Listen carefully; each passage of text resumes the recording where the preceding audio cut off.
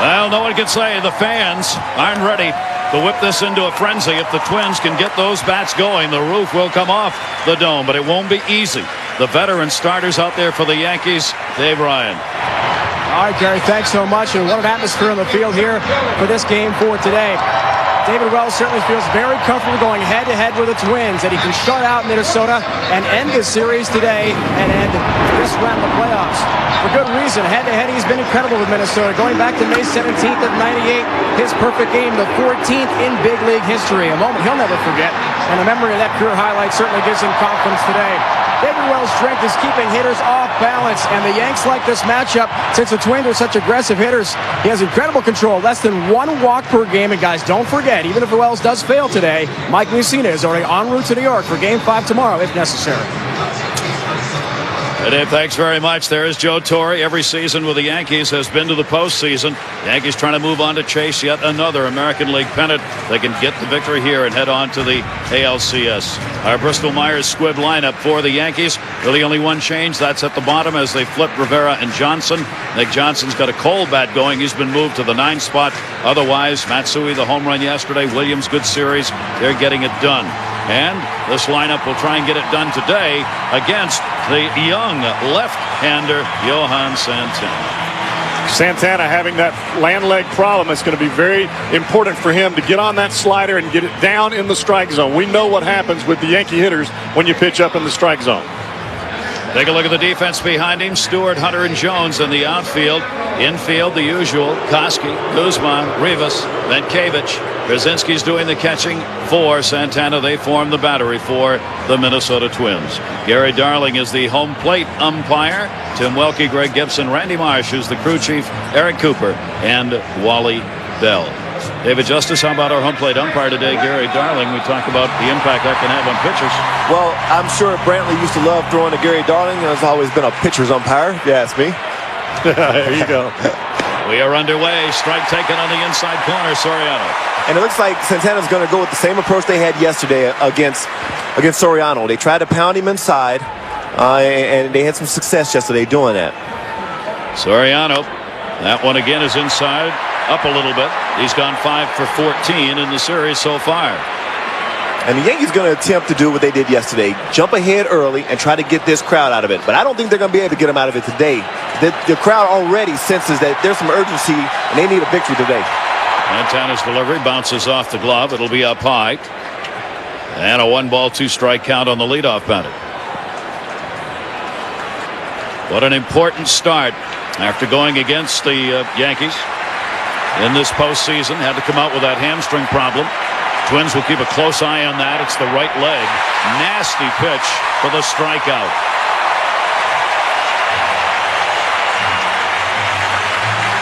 One down. Let's check back in with Reese Davis. All right, guys, Boston staring at elimination. Harold Reynolds is with me. David Ortiz hitless in the series until now, Harold. Well, Keith Falk threw 3 innings in game 1 to get that save, and then came back the next day to get the save. Just wasn't as sharp as he was this first couple outings. 2 runs score. Now Boston trying to even the series in the ninth. Wow. What a series that has been, and what a game today. The Red Sox and the A's going at it. Here is Derek Jeter. Jeter's had a 4 for 10 in this series and takes that one up the middle, and another base hit. So Derek Jeter continues his postseason onslaught as the hit leader, and with 1 down, he's got the single.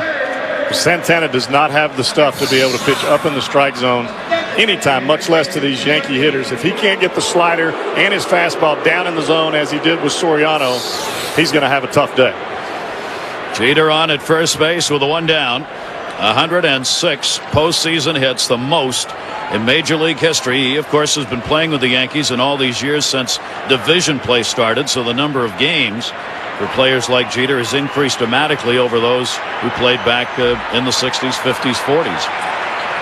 Santana will make a throw. Boy, almost threw that one away. It looked like he thought in the middle of that he didn't want to go there. Well, I think what Jeter was trying to do is get him to throw over there. A lot of base runners want to see what your move is, especially early in the ball game. You've got Jeter on there, everybody in the bench. If Jeter makes a fake break to second base, you can get a move from Santana. That way everybody knows exactly what he's going to do. Jeter not extending the lead over there. Giambi takes the pitch for a strike. Giambi's had 2 hits and 12 at-bats in the series. Well, this is a slide step. Real quick move to the plate by Santana. That tells me that front hamstring on that land leg is feeling a whole lot better today than what he claimed it felt like in Game 1. And if he can locate that pitch consistently today, he will be very successful. Giambi under a 200 hitter against left-handers this year. Takes that pitch outside. The fans in on every pitch. There's the line for him in Game 1 of this series. So the Yankee hitters had a chance to see him. Not a lot of him, but they saw him. And he's pitched well against the Yankees. He's thrown a lot of strikes, and he's pitched well, but he's pitched well down in the strike zone. Jeter at first base. Giambi takes it that way. Mankiewicz had trouble with it. Gets the out. Down to second base goes Jeter. Mankiewicz holding the bag there, so that ground ball came right to him. That was an outstanding opportunity, though, to turn double play. He just couldn't get it out of his glove and went for the sure out. But with the way Giambi's legs have been affecting him this year, and as hard as that ball was hit, that was a great opportunity to turn a double play. See how that plays out, because it keeps a runner at second base here. Giambi hitting into the ground ball and gives Bernie Williams an opportunity for the RBI. And what a series he's having. 5 for 10, 2 RBIs. He's red hot. Last thing that you want to do is have to face Bernie Williams with a guy standing at second base. The more times you do that, more times the Yankees are going to rake in some runs. Williams, a good hitter off left-handers at 280 this year. Got fooled. There's the big pitch Santana's developed this year, the changeup. Just gets that ball right under the hands of Bernie Williams, and I think Bernie's fine cheating on that first pitch. If he gets a fastball middle in, that ball's in the seats. Jeter off second base, 2 down. That one hit towards short. Guzman. Crow hops it over. No runs, base hit. 1 left on. Twins coming up before a full house on their home turf. Ron Gardner, the manager of the Minnesota Twins, making some changes in the lineup today, trying to find some bats. There they are. We'll go through it with you. Stewart's been the hottest hitter in that lineup so far. The middle has not produced, and it won't get any easier for this lineup today because they go against the grizzled veteran David Wells. Our Bristol Myers Squibb lineup for Minnesota. David Wells has got to throw strikes early in the count, and I've got to believe that this Minnesota Twins lineup is going to make him move off the mound. They've got to make him move and try to at least get some type of fatigue in him so they can get to the middle of this Yankee bullpen. If it's just Starter and Rivera for the Yankees, not going to win too many games. I mean, you're right, Jeff. They got to do something to energize this ball club. And he doesn't move that well around the mound. And they got some speed guys. Make him move out that mound. He may throw one away and really ignite this whole crowd. Shannon Stewart has been the hottest hitter in the lineup in this series against the Yankees. Unfortunately for the Twins side of it, he's been about the only one who's been hot. David Wells ready to go. And the pitch is taken down low, ball 1. Wells is a very economical pitcher. There are few in the game who throw fewer pitches per at-bat against the opposition than David Wells. He likes to get strikes and get on with it. That one's taken for a strike, 1-1.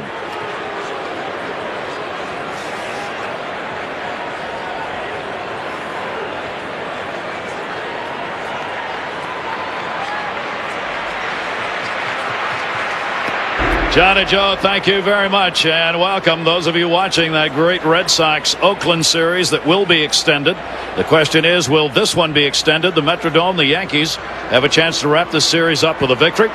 With David Justice, Jeff Brantley, Dave Ryan down at the field, we welcome you to this one. And we'll see whether or not here in this game, the Yankees, who have a put-away chance, can get it done. The Yankees in the first inning got a Jeter 1-out single. He was left stranded at second. Johan Santana making the start for the Twins. David Wells, the 40-year-old left-hander, is on the mound for the Yankees in a battle of left-handers here today. Stewart, 1 ball, 2 strike count. He's 8 for 27 lifetime off Wells. Takes that pitch in the dirt.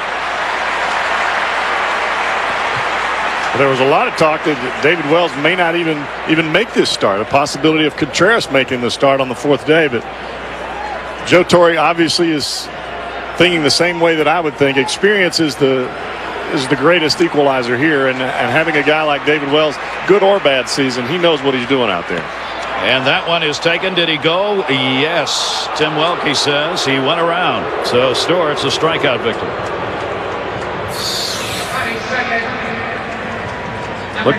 Looks like a cutter down in the strike zone. Shannon doesn't think that he goes. That's got to be a swing for him. Just a little bit. Tried to buy that one, couldn't do it. Gary Darling, home plate umpire, not going to hear of it. Louis Rivas has had an 0 for 9 in this series. That one foul back. These Minnesota Twins have really struggled against the Yankees hitting wise, both regular season and here in the playoffs, as the Twins come in with a 179 batting average in this series against Yankee pitching. And during the regular season, they hit only 203 in the 7 games these teams played. So their hitters have just been absolutely stymied by Yankee pitching all season long. And see what happens when your lineup's not hitting, then guys start putting more pressure on themselves to be the one who drives in the runs or the one that has to get all the hits. And that's even more pressure on you. That one is popped up second base.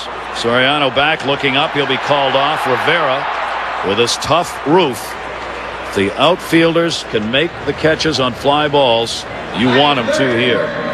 At the Metrodome, look at the differential. Now, this is supposed to be a home field advantage for Minnesota, and they play well here. But this 216 right here, that's the number. If you can't hit any better than that in your own home ballpark, you're not going to win too many games.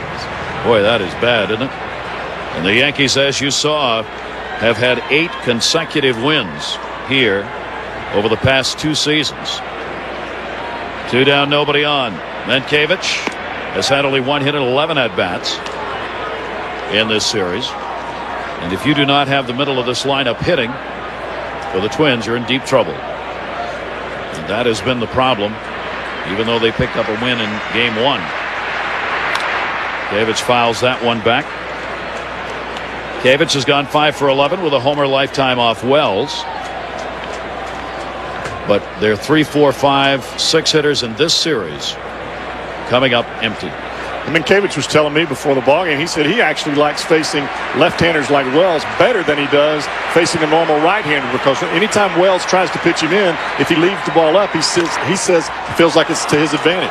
Not going to get that one. So Wells has a couple of strikeouts and retires the side in order. No score after 1. We get back to Reese Davis. Jorge Posada going after the first pitch, fouls that one back. Matsui and Boone do up for the Yankees, a 1 for 12 in the series for Posada, as the Yankees have gotten just enough of it done with their outstanding pitching. The offense has been able to get in the runs they've needed at a 253 clip against Minnesota pitchers so far. Not a great number, but good enough when the pitching staff, especially the Yankee starters, have been fantastic. Santana, this is why he's had that last pitch is why he's had so much success against the Yankees, throwing that changeup that's virtually the same speed as his slider, except the changeup is going away from these right-handers and that slider is coming down and in. Then you mix that in with a well-located fastball, then you got some good pitching. Boy, does he need it today. That one bounced in the dirt. So just 71 miles an hour on that. 2 ball, 2 strike count. And he tries to move that fastball all around the zone. But what makes that changeup even more effective when he can consistently pound that fastball in and get these right-handers at least looking in, opening that front shoulder just a little bit. That makes that changeup even more so effective. You know the Yankees want to swing. They don't want to go up there and take. 24-year-old out of Venezuela gets the ground ball. He's going to cover first. May not get there in time. He does. Mankiewicz with the flip.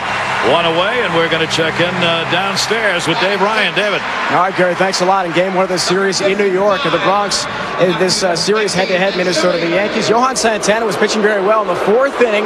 All of a sudden on the bench, he hopped up in a lot of pain. That's because his left hamstring, he had a cramp. And since then, guys, he and the trainers have worked very hard. A lot of stretching. 4 bottles of Gatorade per day, plus a lot of bananas. The potassium in bananas helps reduce the propensity to cramp. He says he's all right, but he has had troubles with cramping in the past. Not, though, in back-to-back starts. So Ron Gardenhire is confident that he can go almost the entire game without having too much trouble. Watch it closely, though, from the dugout level here on the field. Like he's starting a grocery store down there. Pitch is taken for a strike. I don't care what he's got to eat. He's got to stay out there on the mound. I don't care if they have to rub it out every single inning that he comes in. It's the playoffs. You should be on the mound. Cramp or no cramp. This is a game where the Twins call on him to have his best start ever. He's been a swing man for the last 2 seasons, out of the bullpen and then into the starting rotation with injuries this year to some of their starters. Well, he had 45 appearances, 18 starts. Ron Gardenhire saying we knew it was only a matter of time before he'd be in the starting rotation, and it was largely a question of when he got control of the changeup. That one's going to be taken down low. That's who he had the home run in the ball game yesterday. Over the last 2 regular seasons as a starter, some very impressive numbers. Well, and he's really going to have to pitch on the corners and be very effective with his location. That's who he takes that one to left field. Stewart drifting under. 2 down.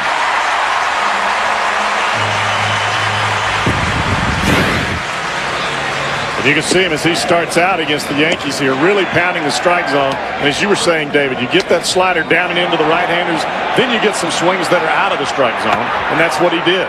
But he's got to stay out there longer than 4 innings. Yeah, longer than 4 innings if they have any chance today. But also, he's not throwing anything that the Yankees haven't seen. See, because you just faced him a few days ago, there's nothing he's going to throw him that's going to surprise him. Therefore, it's very important for him to make sure that his location is on point today. He's getting strikes early. He's had a first strike call on all of the hitters he's faced so far. Boone up there with 2 down and nobody on. Aaron Boone to right field, an Adam ball. Ooh, almost lost that in the lights. It's not just the roof here, it's also the lights in right and left field that are tough. John Jones hanging on to that one. 1-2-3 inning. Torrey Hunter will lead it off against Wells as we go to the 2nd inning. Hunter at 3 for 10 so far in the series, chops that one foul outside the 3rd.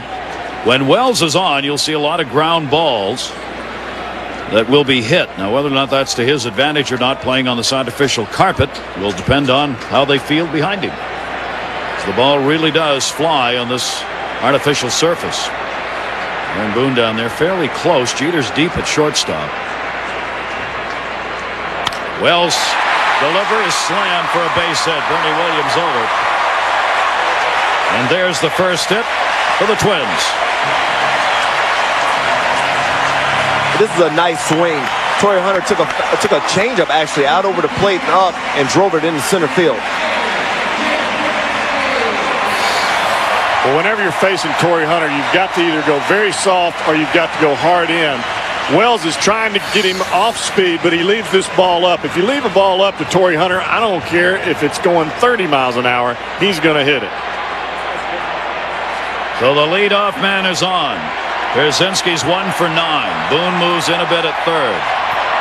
One of the questions today is, will the Twins bunt early against Wells? They've talked about bunting yesterday, today. They didn't do it yesterday. Will they do it today? Ron Gardenhire said he wants to, and said he will tell players to bunt today rather than leaving it up to the individuals at the plate. Talking to Denny Hocking before the ballgame, he said that was the game plan with Clements on the mound, but when Clements is 0-1 every single time you step into the batter's box, it makes it very difficult to try to bunt, because if you don't make a perfect bunt, all of a sudden it's 0-2. Last thing you want against Roger is to be 0-2.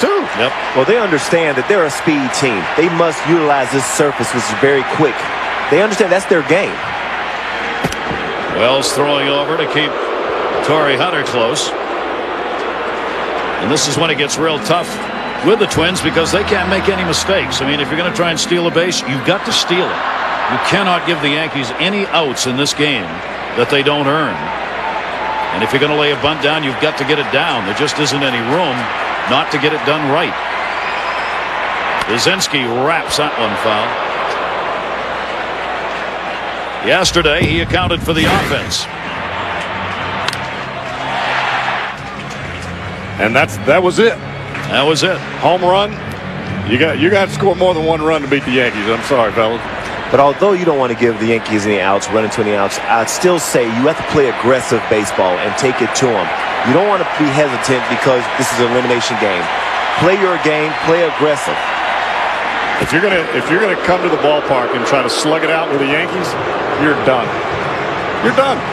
You've got to hit and run. You've got to put some pressure on this defense, and you've got to make these outfielders run around a little bit. The only way you're going to do it is put the runners in motion, put the ball on the ground from bunting, and try to steal some bases. Hunter had 6 stolen bases, caught 7 times. Krasinski's 2 for 7, lifetime off Wells. Takes that one to center field. Bernie Williams backing up. He sees it. He's got it. The tag to second. Hunter, here's the relay. Not in time. Once again, this is a great play by Torrey Hunter. And I always say you got to give your coaching staff some credit. Jerry White was all over this. Knowing that Bernie has to run all the way deep center field. It's 408 out there to the wall. Know he's catching with his weight going backwards. Doesn't have a very strong arm. This is because he hurries back. And with that great speed, it's still a very close play. But most of that is because of Jeter's strong arm and not Bernie Williams. Well, you saw Torrey Hunter, as soon as he saw that ball and saw Bernie going back, he raced back. Normally on that ball, you're going halfway anyway. He sees Bernie going back. He made that decision in a hurry. But this is how I think the Twins need to play this game, with just reckless abandon. Just be aggressive. Keep pushing, keep pushing. Bedaya takes the pitch for a strike. He went after it. You saw one of the things we've talked about in this series. Generally, on that play, the throw would have come from the center fielder directly in, but Bernie Williams does not have a good arm. So Jeter and/or Soriano always has to go out to take relays from Bernie Williams, even though it may not be a particularly deep fly ball. That extra time allows Minnesota to gain a base. And see, teams will start taking note of that, and you'll see next year when Bernie's playing center field, more teams will start tagging him from first. And that's a big base you can get if you can do it that way. Great to have you with us here. The Red Sox have extended their series to 5. The Twins are trying to do that here today. With Jeff Brantley, David Justice, Dave Ryan, I'm Gary Thorne. We hope you're having a great day. There's the starter, the boomer, against Santana, the youngster, for the Minnesota Twins. Runner on at second. Bedaya inserted into the lineup to try and find a hot bat. And Wells just jams him down and in, and he's gone. When David Wells is throwing that fastball up, he's got a little ride to it. Then he comes back with this curveball. It's off speed enough to make you think fastball out of his hands. Your body moves forward. The ball just drops right off the table. There's nothing you can do with it except just try to nick it, try to foul it off. Not fouling off that one. Told you he doesn't waste time out there. 20 pitches thrown, 17 have been thrown for strikes. Now it's up to Jacques Jones. A runner on at second base, now 2 down. Jones 2 for 12 in the series. Jeter trying to hold the runner close. That one taken to right field. It's Rivera back and drifting and makes the catch. There was a target out there, but it wasn't the one the Twins wanted to have it hit to. No score.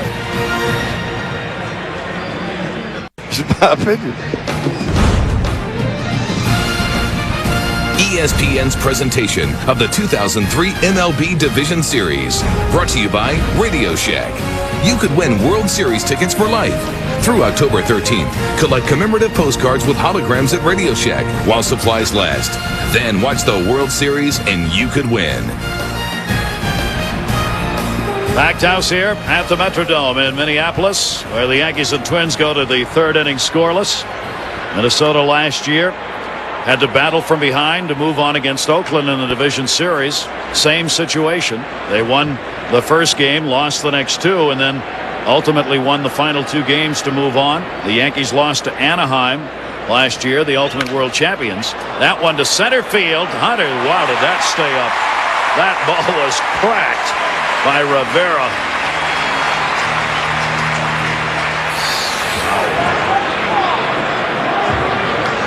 Trying to keep that hamstring loose.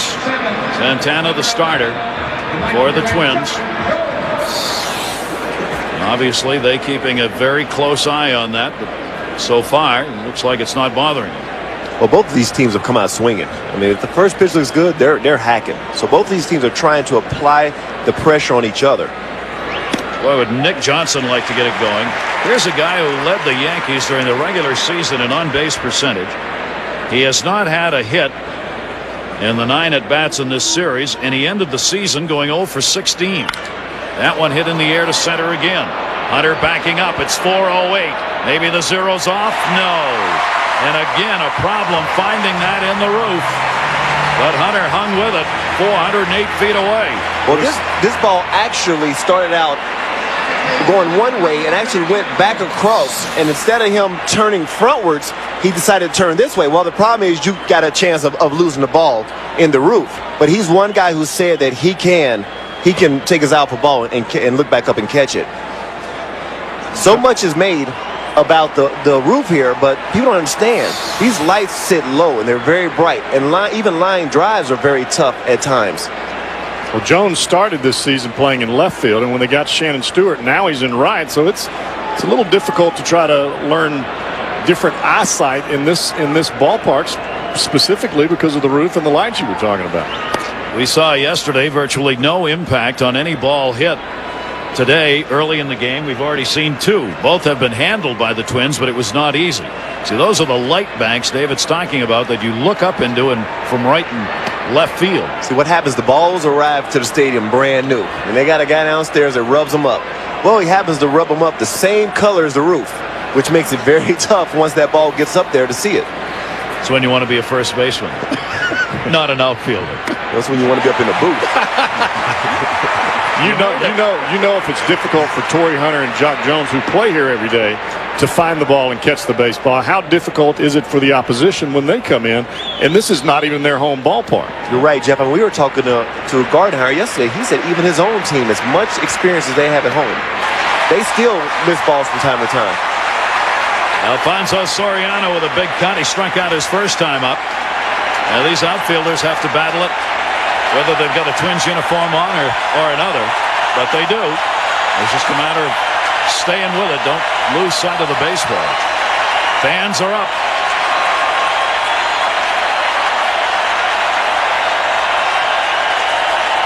Santana gets him swinging.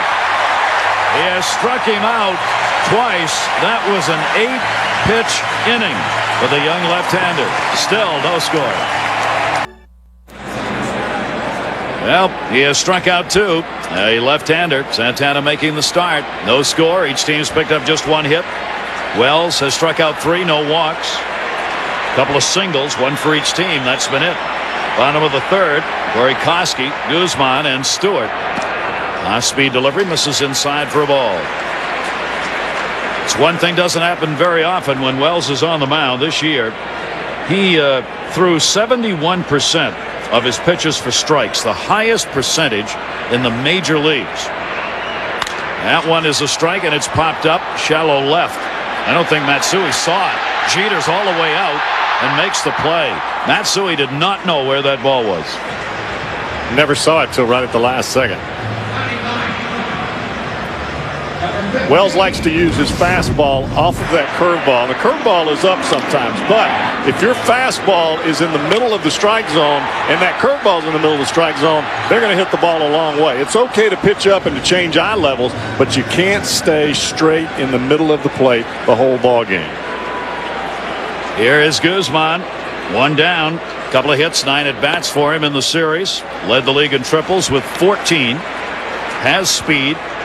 He was obtained from the Yankees back in '98 in a deal. Guzman had been highly touted by the Yankee organization, in fact. He hasn't done well against them, however. 1 for 18 in the regular season against Yankee pitching with 8 strikeouts. Saw Wells freeze just a little bit on that breaking ball. There's been a couple of curveballs that he's thrown that Gary Darling has not given him behind the plate. I would imagine that if this continues, we're going to see Wells actually have something to say about that. That one towards the gap. Bernie Williams sees it.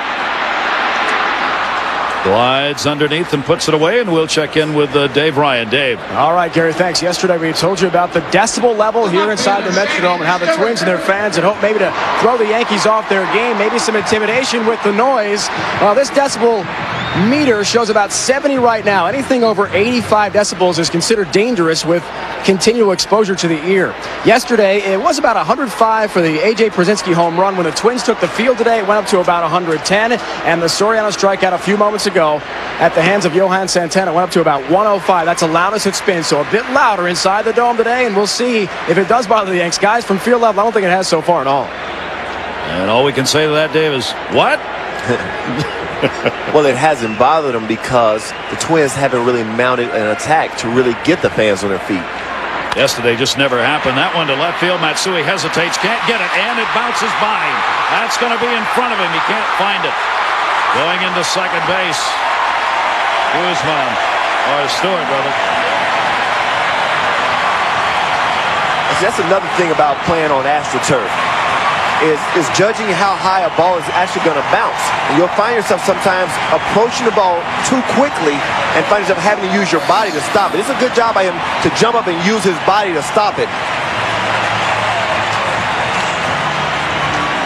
But if you know you're not going to be able to catch this ball, you've got to back off a little bit. I mean, you've got to know that the ball off the turf is going to bounce higher than it will on regular grass. Right, but it's only if he felt that he knew that he wasn't going to catch it. You never know if he thought maybe he could make a shoestring catch on it. Now the noise level's up. Rivas. 3 doubles have been hit in this series by the Twins. Stewart has 2 of them. If Matsui's going to come running in on a ball like that with 2 outs, you better make dadgum sure you can catch that baseball. He's had a struggle out there already early in this game. Now Rivas, who flied out his first time up. Again, an off-speed delivery that misses outside. And you have to understand, in playoff baseball, you're not going to get a lot of opportunities to score. Each team has had an opportunity, but you're not going to get an opportunity every inning. You have to take advantage of the opportunities. That's why we say it's pitching defense, then timely hitting. Here's a chance now for some timely hitting if this Twins ball club wants to get on the board. Rivas 0 for 10 so far in the series. Wells up and under the hands, falls behind, 3-0. You've got middle of the order due up, and the fans up. Well, with Mankiewicz on deck being a left-handed hitter, Rivas had a 3-0 count. Even though he may not be as dangerous as Mankiewicz in certain situations, Wells is not about to lay a cookie in there with a runner at second base and 2 down. Wells doesn't walk anybody.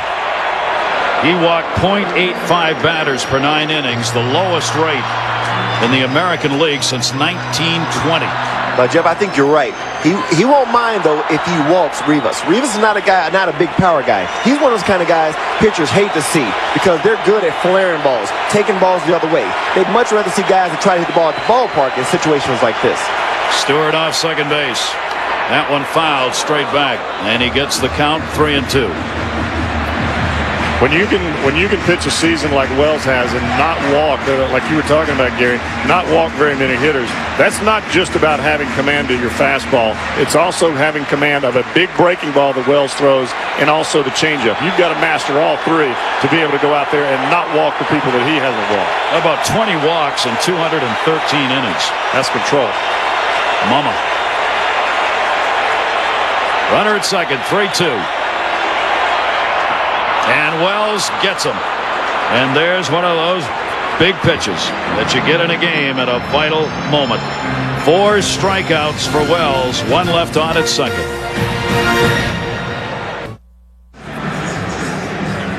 So we start out with a pitcher's duel here. The Yankees and Twins, no scores. We go to the 4th inning. No runs, 1 hit.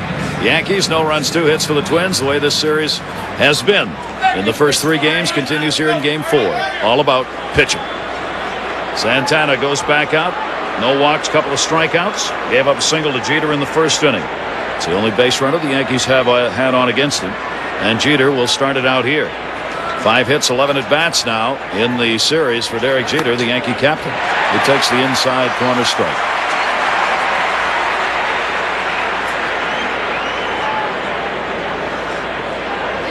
Yankees won 26 games and lost only 11 against left-handed starters during the regular season. They had great success against both righties and lefties, obviously, to win 101 games. I think Santana's going to try to pitch Jeter in this at-bat. His first at-bat, he got a first pitch fastball away and drove it for a base hit. He figured, if I want to get him out later or away, I must establish in. Jeter after that one, not happy with the cut he took, 1-2. You can pitch Jeter inside, but you've got to mix up your pitches. You just can't throw him continual fastballs, and he gets a slider in there. He thinks it's a fastball, just swings right over the top of it. Jeter was not happy with himself on the effort on that cut. Santana's pitch swung on and missed. You do not hit that one, even if you're Derek Jeter. I want to remind you, coming up tonight, one of the great rivalries of the NFL as the Cleveland Browns look to avenge a loss to the Pittsburgh Steelers. It's the Browns-Steelers, 8:30 Eastern, ESPN. It's available on ESPN HD. It all starts with NFL Primetime presented by Miller Lite at 7:30. The Browns from way up top. Some 55,000 plus on hand here today as they were yesterday. To see if their Twins can extend this and send it back to New York. Jason Giambi. Giambi grounded out his first time up. That's going to be a gapper. Chased over by Hunter. It'll go all the way to the wall. Giambi on his way to second base will go in easily as he gets a stand-up double with one away here in the fourth inning. David, when you have two guys going for the ball out there like that and your center fielder is trying to make the play, I mean, are you talking to each other the whole time, or do you already know who's going to back up who, or how do you determine who's actually going to go for the ball when you're both running at it like this? Well, in a situation where, like that particular one, as a left fielder, you want to back up your center fielder. That ball was actually closer to Torrey Hunter, so just on a matter of feel, you knew that Torrey Hunter was going to go for it, but you must back him up just in case he doesn't get it once he passes it, and he didn't get it. So Stewart did a good job of backing up. Yankees have picked up 5 doubles now against the Twins in the series. That's the first one that Giambi has had. He's at second base. And here is Bernie Williams, the nemesis so far in this series for Twins pitchers. And Williams fouls it back. Now this has been a pitcher series. The Yankees have had some of the big names come through, and Bernie Williams, David, one of those, who's just having a really fine playoff right now. Well, Bernie dealt with a lot of injuries this year, to his shoulders, to his knee, and he's finally healthy. And that's a good sign for this ball club because he can be very clutch. I mean, that's why he hits where he hits. I mean, he's a run producer. Check swing on that. Looks like he went around. He did. We've had only, in this 3-game series, 13 runs scored. Yankees 8, Twins 5. Well, Santana has found a pitch that is starting to really work for him. That breaking ball is breaking in at low and in, as well as in around the thigh. And it's obviously breaking a lot because Jeter didn't take a good swing and Bernie didn't take a good swing. Giambi off second base. Williams takes a good swing. That's a fair ball. Giambi's going to come around to score. Stewart chasing it down. It bounces back to the infield. Looking right at it, Williams. He'll stop at second. Back-to-back doubles. Bernie Williams, another RBI, and the Yankees have a 1-0 lead. Third RBI of the series for Williams. Well, he went to the well one time too many. He was able to get him on the pitch before that, but this particular one looked like Bernie saw it a lot better and did a great job of driving this ball down the third base line. But that's just adjusting within an at-bat, getting a sense that he may come back with this breaking ball because of my previous approach at the last pitch. Outstanding job. You can't continue to pitch to Bernie Williams with a runner at second base. It just makes him a better hitter. He's a clutch RBI producer, and he does it again. And Jeff, another reason for that, too, is yesterday he had some big hits. So he has some confidence right now going with men in scoring position, whereas Posada hasn't been driving in runs the way Bernie has. I agree with you. You don't want to pitch to Bernie right now. He had 2 strikes on Bernie. That was not a good pitch with a 2-strike count with a runner at second base. Jorge Posada fouls the pitch off. He grounded out his first time up. So the Yankees get on the board first in this ball game and take the 1-0 lead on their third hit of the game, but 2 of them back-to-back doubles against Santana here in the fourth. When you have a guy that's hot and you're pitching against him, he has to hit your pitch, especially with a base open. That base is open, he's got to hit your pitch. If not, you go with the next guy. That one towards the hole. That's going to be a base hit. Late break for Williams.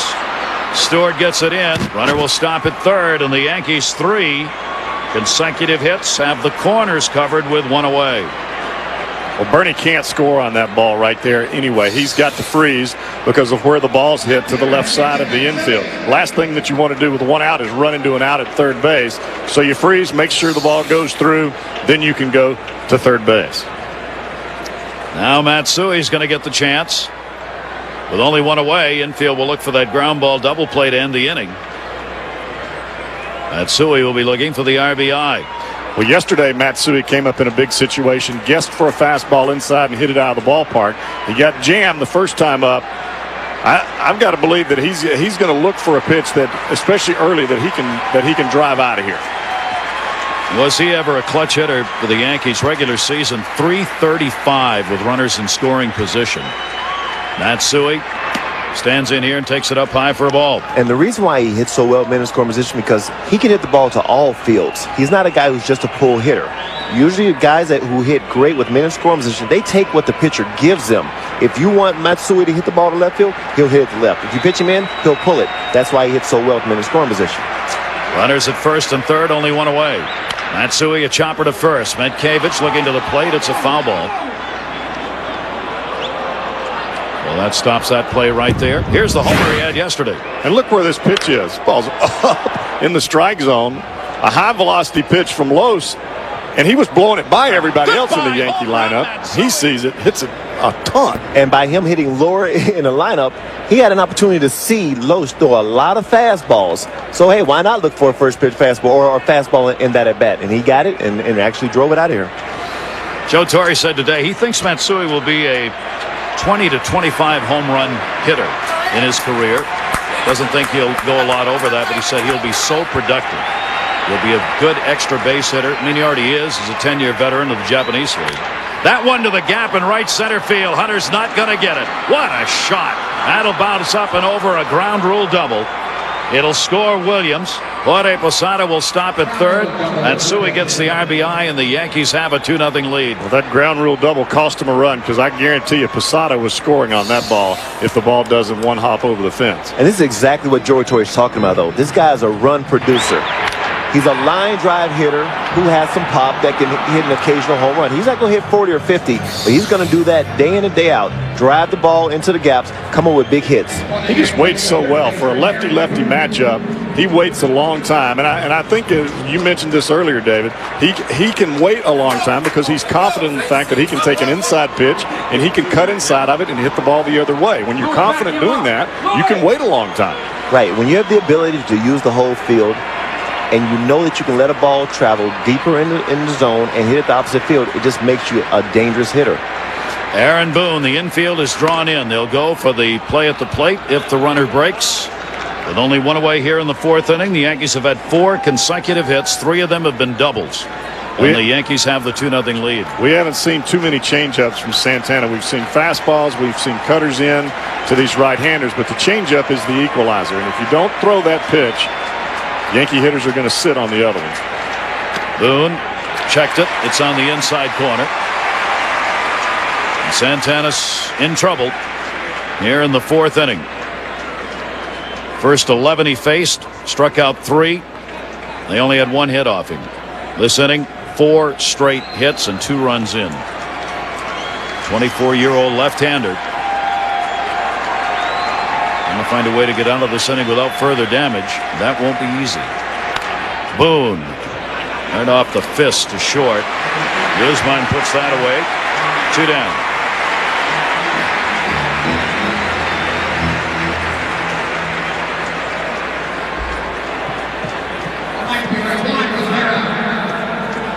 The more times you face a lineup, the more adjustments that you have to make. And we're starting to see Santana now facing this Yankee lineup probably for the second or third time, and he's got to make some adjustments. He's got to change a little bit, or the Yankees are just going to continue to pound him. Well, I totally agree with you, Jeff, because when you face a pitcher only 4 or 5 days ago, there's nothing he's going to throw you that's going to surprise you. You've seen everything. It's so important for him, his location to be on point. When he throws inside, he can't miss. When he throws in an outside corner, he's got to stay on those corners and mix in the breaking ball because he's not going to fool you because you just saw him 4 or 5 days ago. And I like the fact that he's pitched inside today. That would be one of my first points that I would make. But you can't just live on one side of the plate, and that's what he's tried to do. If you're going to pitch these righties inside, you've got to get them to look away for something, whether it's a fastball or a changeup. You've got to go to the other side of the plate sometime. Here's Rivera, moved up in the lineup from the number 9 spot to the number 8 spot. Flied out his first time up. Rivera's a .340 hitter off left-handers this year, and you got to wonder whether that conference with Gardenhire had to do with what are you going to throw Rivera when you've got the guy who's old for his last 26 due up next in Nick Johnson. And Juan Rivera has been quietly putting together some very good at-bats. He lined out his first at-bat, and yesterday he had a few hits, so he's seeing the ball pretty good. Rivera with 2 in scoring position and 2 down. And that one's going to be taken inside, and it sure looks like Santana's trying not to throw anything remotely close as far as being hittable is concerned. And Gardenhire, second-year manager, pacing, already has the bullpen going. And they'll, in fact, intentional pass it almost bounces away. Brzezinski had it bounce off his glove. Well, the Yankees are doing exactly what they did yesterday. They've jumped out ahead of this ball club, and they're taking the crowd totally out of this game. We spent so much time talking about the effect this crowd can have on a ball game and on a team. For 2 days here, the effect has been that. The Yankees quieting it. Turned a divisional playoff game into a tennis match. Yeah. But I mean, if we talked about this Twins ball club needing to bunt, needing to hit and run, needing to do some things to put some pressure on the Yankees, well, you let the Yankees get too far ahead of you, all that bunt, you can forget about it. Yep. Then you got to hit the ball over the fence. And we know if you try to slug with the Yankees, you're done. And that's what the Yankees are trying to do, put the Twins in that situation again. Bases loaded. 2 down. Nick Johnson. Johnson's had an 0 for 10 in the series, 0 for his last 26. Well, a hit here will totally blow this game wide open. 2-0, you're still within range. But a 4-0 game will make it very tough for this ball club that's not hitting that well to come back. Johnson watches that one sail outside from Santana. Boy, would he like to get out of that 0 for right now. Hit here would allow him and everybody else to forget about what had come before. Pitchers piling up here in the 4th. Johnson with a big grand slam cut that doesn't connect. You're not going to see Nick Johnson do that too many times, but his eyes get big on this fastball up in the strike zone. Many times you'll see Johnson get inside that ball and shoot it to the left center field gap. I think on that pitch, that front shoulder comes open. I think he's thinking hero trying to hit that ball out of the ballpark. Now the fans up. 1-2 delivery. Johnson's got a base hit in the gap. 1 run in. Second will score. Jack Jones had to knock it down. It's a double and 2 RBIs.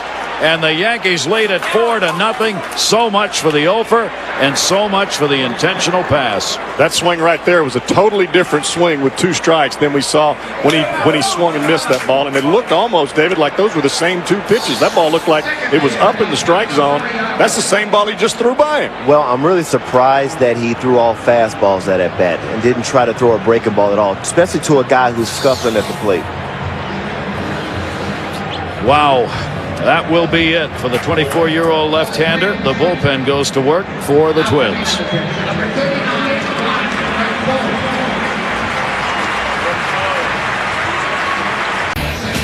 Just a tremendous series.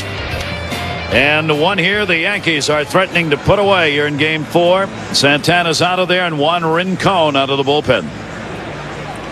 Rincon came in the ball game yesterday. He's a sinker ball pitcher, just trying to get a ground ball, just trying to get an out right here and keep Soriano in the ballpark. The last thing that the Twins need right here is a long ball from Soriano, because you can close the book and they might empty this place. 9 hitters have come to the plate. Johnson, the 2 RBI doubles on at second base. Rivera is on at third. And that one's in for a strike. Soriano has struck out twice. And see, that's why it's so important to throw Soriano a lot of fastballs inside. Just the way he took that first pitch, his shoulder opened early, which told me that he's now conscious of the fastball inside. Rincon gets it in left field. Stewart coming over. Stewart can't get it. Plays it on a hop. 2 runs will score. It is a 2 RBI single for Soriano and a 6-0 Yankee lead. Well, Soriano got a breaking ball breaking away from him, and he just really reached out. Didn't have a lot of power behind the swing, but he had great placement. Thought that ball might be caught, David, and Stewart came charging. Well, Stewart was playing him more over in the gap, and he had a very long run. For a guy who's got a lot of speed, this ball is pretty much over by the line, and when you're playing a guy in the gap, that's a very long run. We've seen Yankee hitters make these adjustments all day long. That swing from Soriano was different than the first swing that we saw. In the double in the gap by Nick Johnson, the second swing was the key. He kept that shoulder in, and he made an adjustment. This inning started. Throw down. Not in time with Derek Jeter at the plate. Nick Johnson, one of 4 doubles that have been hit in this inning as the Yankees send their 10th man to the plate. They have put up 6 runs here in the 4th inning. You know, sometimes, David, you get into the postseason and just the enormity of this whole event just paralyzes guys when they get out onto the field. They can't make the adjustments that they normally make. We watched Santana pitch today. That's not how he normally pitches. He doesn't throw 90% breaking balls inside to right-handers. He uses his changeup. He throws fastballs. But, you know, I think that's why it benefits the Yankees so much being able to play in the postseason. These guys are used to it. They're still playing baseball. They're not trying to do anything different. They're doing what makes them good. And that's pretty good. Yeah. That one off the fist. Jeter popped it up. That could be trouble in no man's land. Foul ball. The charge was on Mientkiewicz, Rivas, and Jones. Nobody could get to it. And you hear the talk all the time, well, the Yankees got a break here, or Soriano hit that ball off the end of the bat, or, you know, just this ball just, you know what? The Yankees make those things happen, and that's why they win, because they play with confidence. They're not out there hoping they're going to just flip one in there. They make contact, and they make things happen. Well, talking to them before the game today, they really felt confident in this game against Santana. For some reason, they felt like, hey, we're going to do a better job today of getting pitches to hit, making him pitch to us, and we're going to hit him hard today. And that's what they were talking about before the game. They have. They did. Jeter's 1 for 2 in the ball game with a single. Takes that inside. The 4 doubles we have had hit by the Yankees in this inning is a new division series record. 4 doubles in an inning for one ball club. The Yankees have already done that in a 6-hit inning. And keep in mind, there was an intentional walk involved here, too, to Rivera before Johnson came up and delivered the bases loaded 2 RBI double. Jeter takes the breaking ball outside. And the Yankees are not guys that just sit over there and say, oh, we're going to pound this guy today, or we're going to do this, or we're going to do that. It's a very calm internal swagger. These guys are confident. They know that they're good. They don't have to go out and say, well, you know, we're going to do this, we're going to do that. But yet they're confident in the fact that the opposition that stands over there, we're better than they are today, and we're going to go out there and prove it. And that they have done so many times. Rincon, 24-year-old right-hander, 3rd appearance in the series. Trying to find the out here. Runner at first going, and Jeter takes it inside. So Jeter's going to go down with a walk. And the Yankees will continue their 4th inning now with runners on at first and second base. That'll bring up Giambi, who already has delivered a double in the inning. And that not close. And for the starting pitcher watching, it just gets worse. He'll be charged with the 6 runs that have scored. The starter, Santana, 6 runs, 6 hits, 3 2/3 innings. Giambi 1 for 2 with a double. Takes the pitch outside for a ball. Tell you about the Yankee confidence. Joe Torre told us yesterday before the game when we were talking about the moment where the Yankees came together. He said he thought it was a month ago in the series, a big series they played against the Boston Red Sox. Said, I think that's when we learned what we could do and how to be confident without being over zealous about who we are. He said it was interesting. He said, for the Yankees this year, unlike the last decade, the 8 years he's managed, he said, it took us a long time to find out who we were this year. Well, it's not the same team that has played in all those postseasons. I mean, they've actually gotten guys in here that are new guys, and it takes some time. There's an adjustment period. There's always an adjustment period anytime you're playing in Yankee Stadium. I mean, that's just an adjustment. I don't think anyone can just play for the Yankees. It takes a certain player. Pass ball. Runners will advance, and the wheels are falling off the Twins' wagon. Well, the Twins have got to get out of this inning to give them any kind of hope at all. You know that there is some disappointment. You could see Santana in the dugout when Rincon walked Jeter. But this ball is right in the center of A.J. Pierzynski's glove, and he just doesn't squeeze it. But we're talking about the Yankees, just like any other team. There comes a point in time during a season. It could be a huge series where your team realizes and finds out what type of team, what type of character you have. And that's what you're talking about. Character. Gary. Interesting that it would take a team with this great tradition that long to find it. What a stop. Now Pierzynski had one go by, and there he saves a wild pitch. Used the glove that time. Now this is the ball that's most likely going to the backstop. Fastball down in the dirt. Breaking balls are much easier to block than a fastball in the dirt because you're expecting a big league pitcher to get the ball somewhere close to the glove. Giambi's got two in scoring position. 3-0 delivery to him, and he's on with a walk, and Rincon now is walk 2. And checking the bullpen, Ron Gardner, to make sure they've got somebody available. And now for the fans, and applause that he's coming out to get Rincon. Santana will head up to the dressing room. So the third pitcher of the game coming on here in the 4th inning, with the Yankees again have the bases loaded. Well, Rincon will leave, and we'll be watching now as he ends up walking a couple of batters in the game to coming on in relief. And now the bases are loaded again, and the Yankees have Bernie Williams up, who's already delivered an RBI double in the inning and has grounded out. Eric Milton out of the bullpen, another left-hander. Williams, sacks full, takes it up high for a ball. Well, they have the right man up at the right time. Bernie is as hot as anyone in this lineup. Every time he's come to the plate, he's had somebody in scoring position. And he's been able to move him around. David, don't you think you lock in more as a hitter when you know you got an RBI out there waiting on you? Towards short, going to be a tough play. Force at second, and a good play made by Guzman de Rivas.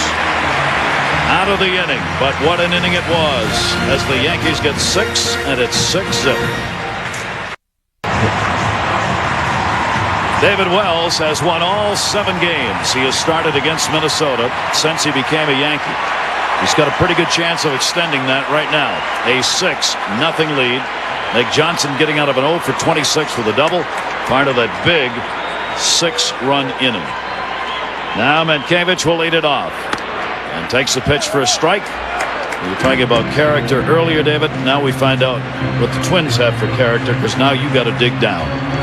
If there's ever a time where there's a sense of urgency, it is now. And this is a ball club that has not swung the bats well. David Wells misses with that one outside. Wells has given up a single to Torrey Hunter in the 2nd inning, a double to Stewart in the 3rd. Both those runners stranded. 1-1 delivery. Mankiewicz swings well behind that one, and a ball and 2 strikes. Well, the Twins have got to do something so that you can give the other guys in that dugout a little glimmer of hope. When you're down 6-0 and the Yankees are staring you in the face, somebody's got to make something happen. It's very important in this inning for David Wells to come through it unscathed, to keep this momentum flowing. You do not even want to give the Twins even 1 run, because then you shift a little momentum and make them think, well, hey, we got 1. Maybe we can come back. You want to 1-2-3 them and keep them down and keep all the positive energy on your ball club. There's still a long way to go here. That one is fouled off down the line. And keeps the at-bat alive with a 1-ball, 2-strike count.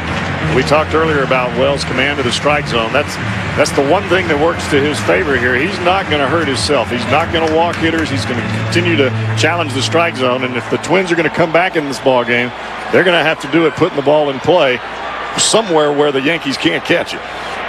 That one hopper. Soriano deep makes the play. Yankievich is retired. 1 down. We talked about Santana having to keep the ball down in the strike zone. And, David, you talked about him having to have good location. He didn't have either one. He left the ball in the middle of the plate, and when he did get the ball on the sides of the plate, the ball was up, and the Yankees just hammered him. You've got to change with each guy that comes to the plate. You've got to make an adjustment as a pitcher, and he just didn't do that today. David Wells, 1 down, nobody on, gets a strike. Torrey Hunter's delivered a single in the ball game. Minnesota Twins facing elimination here today, and the Yankees a chance to move on to the American League Championship Series against either Oakland or the Red Sox. That to be decided tomorrow, as that series is going to go 5 games. Those two teams right about now are getting on board jet planes to fly from Boston to Oakland. Well, it may be 6-0 in this ball game, but David, we both know the guys that sit in this Minnesota Twins dugout. There's no quitters over there. These guys are going to continue to play and try in this ball game. Oh, a base hit on that one. Hunter. That was good use of the Sunday Times right there as he bloops that one over Jeter's head. Hey, I agree with you, Jeff. This ball club never quits. They're going to keep putting pressure on this Yankee ball club. He gets a ball inside, actually, and you know, that's where a lot of teams really try to pitch him. They don't like for him to get his arms extended. When he gets his arms extended, he's a very powerful young man. But when you come inside on him, there's a tendency that you can jam him, and that's what David Wells tried to do. Now, you look at this Twins ball club, that's why I was saying David Wells cannot give them any sense of life in this inning. Keep him down. He needs to get to this inning unscathed. Wyszynski, that's off the bag literally, straight up in the air. Hits by Soriano. Torrey Hunter's on his way to third, and he'll stay there. Wyszynski's on with a literal base hit. And see, this is what I'm talking about. You have the crowd out of it. You have the guys feeling a sense of being a little bit demoralized because we're giving up 6 runs. You want to keep them down. You don't want to give them any type of life. And that is what has happened. David Wells is giving them a little bit of life now. Again, that carpet coming into play. Soriano backing it up, got too close to it, and ended up bouncing over his head, and that allowed Torrey Hunter to move over to third base. Or shall I say Torrey Hunter and A.J. Wyszynski is giving him a little bit of life. Yeah. Michael Kadire has got to do whatever he can to get this runner in from third base. The last thing that you want to do is get into a ground ball double play right here. That'll just suck the life right out of you. Strikeout victim his first time up. Kadire, during the regular season at 245, he had 102 at-bats, 4 home runs, 8 RBIs. And takes that pitch down low for a ball. Kadire inserted into the lineup today by Ron Gardenhire, and Kadire's come up twice now with runners on. He had a chance in the second inning. Hunter was on at second base, and he struck out. Now he's got runners at first and third with 1 away.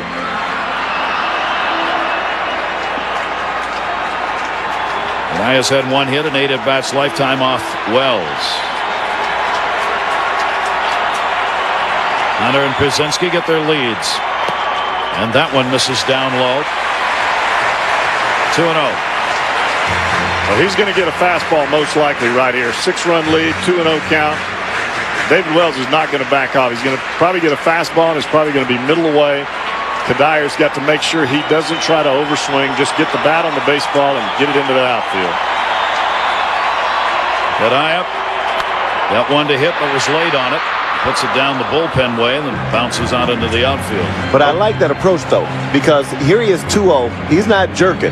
He was going to take what David Wells was going to give him. He was just a little late reacting on his fastball away. So that tells me his mindset is only about getting a base hit and not trying to get all the runs in right now. Shoot the ball the other way. Do what you even a sac fly at this point is a moral victory for the Minnesota Twins at this point. They've got to do something to get that goose egg off the board. Kadire played both minors and obviously with the Twins this year, 35 games with the big club. 2 ball, 1 strike count. Runners off first and third. Gadiah takes that breaking ball. Jorge Posada stops it. It's 3-1. And see, that's the breaking ball that he actually struck Gadiah out on earlier. But see, at that point, Gadiah had 2 strikes. When you don't have 2 strikes on you, then you can just take it because you're probably sitting on a different pitch. It's not as effective throwing that curveball in the dirt with 1 strike as it is when you have 2 strikes on the guy. The wife of the Yankees starter. There's your decibel reading. Fastball away. Get ready. 3-1 delivery to Gadiah. And a chopper off his foot. And it's a full count. And that fastball was 85 miles an hour, almost as if it was a BP fastball. You know, it looked like he cut that ball a little bit. He started in the same place that he threw the 2-0 pitch, and then that ball started to come back to the inside part of the plate. David Wells, you guys talked about it earlier. He's got command of the strike zone. That is a gutsy pitch right there, even with a 6-run lead. The last thing you want to do is load him up with a walk. 3 ball, 2 strike delivery on the way. Gadiah bloops that one, center field. Bernie Williams can't get it. Knocks it down. 1 run will score. Twins are on the board. Great job by Gadiah right there. Just continuing to stay with his approach to hit the ball the other way, trying to do whatever he can to get that run in. That's a great job.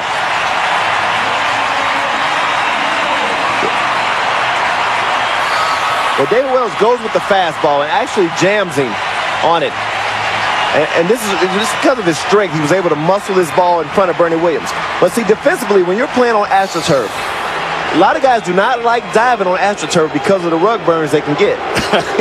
If it's grass out there, Bernie Williams actually may dive. But you got to be very careful diving on this turf as well as because of the fact if you miss it, that ball could roll to that 408-foot sign. Now, this is a huge inning. If you're on grass there, David, if you dive for it, the ball stops in its place. On the turf, the ball continues to roll to center field. You don't know who's going to catch it then. And there'll be a whole lot of running going on. Ain't nobody behind you in the outfield, is it? Just the wall. Yeah, but they paid to get here. That's right. That's exactly right. Well, the Twins are not going to go quietly. Wells has given up 3 consecutive hits after getting the first out. Runners on at first and second. Gadiah gets his second ever postseason RBI. He had one last year. First time up for Jock Jones. He just missed that curveball. Just missed hitting it out of the ballpark. First and second. Takes that one to left field. Matsui moving over. Foul territory. Puts it away. Runners cannot move up. And Jones is retired. And his struggles continue. 2 for 14 now in this series. Well, he just missed the hanging breaking ball, so you can understand David Wells going with a fastball away. He just missed it. But he's an aggressive type of hitter, and he lives and dies by being aggressive. He got to pitch out over the plate. He tried to go to left field, just got under it a little bit. That leaves it up to Koski. Jones is going to go slam the wall a few times up the runway. He really wanted one there. Still first and second. Now there are 2 down. Koski popped out his first time up. And Koski takes that one to center field. Bernie Williams keeps his eye on it and puts it away. And Wells works out of the jam. The Twins pick up a run on 3 hits. They leave 2 on base. Yankees 6, Minnesota 1. Pressure. Can you give it? Can you take it? Can you feel it? Playoff baseball. Yankees with a 6-1 lead. I've got to buy David Justice a new suit now. That was a good coffee until I spilled it all over you. You just did this game for free. Oh my God! Now I'm gonna have to add on to my hockey schedule. Do some soccer. You gotta come wash my cars. Look, I'm not letting this go. You know, he said cars. He didn't say car. Yeah, cars. Yes. I saw you iron my suit. I knew it was a matter of time before you tried to get me. Well, at least I waited till the postseason. Sorry about that. Fouled off into the seats, and oh my gosh, was that hit hard. No, yeah. He tried to put us on camera now. He tried to draw on me the other day, David. Wrote right on my coat with his pen. I'm going to... The next 2 years of my career are going to be spent buying coats for the guys I work with. Mom, I apologize for having wet pants, but Gary Thorne is the culprit. It's not of my own doing. Oh, it was a whole cup of coffee, too. I didn't wet my own pants. Oh. And that ball's going to go foul. Usually I only do that on my scorebook. Every scorebook I have from my years of doing baseball is brown. Now you know why. Can I get another coffee, by the way? Yeah, here, take mine. Really throw me underneath the bus. Yeah. Oh, man. Jeez. All fun and games till you get coffee poured on you.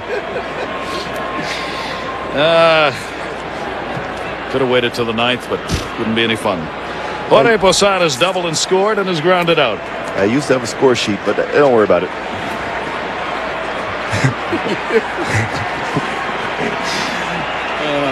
Major manufacturing going on here. Pitch is taken outside for a ball. Milton on in relief. The third pitcher used, Santana and Rincon.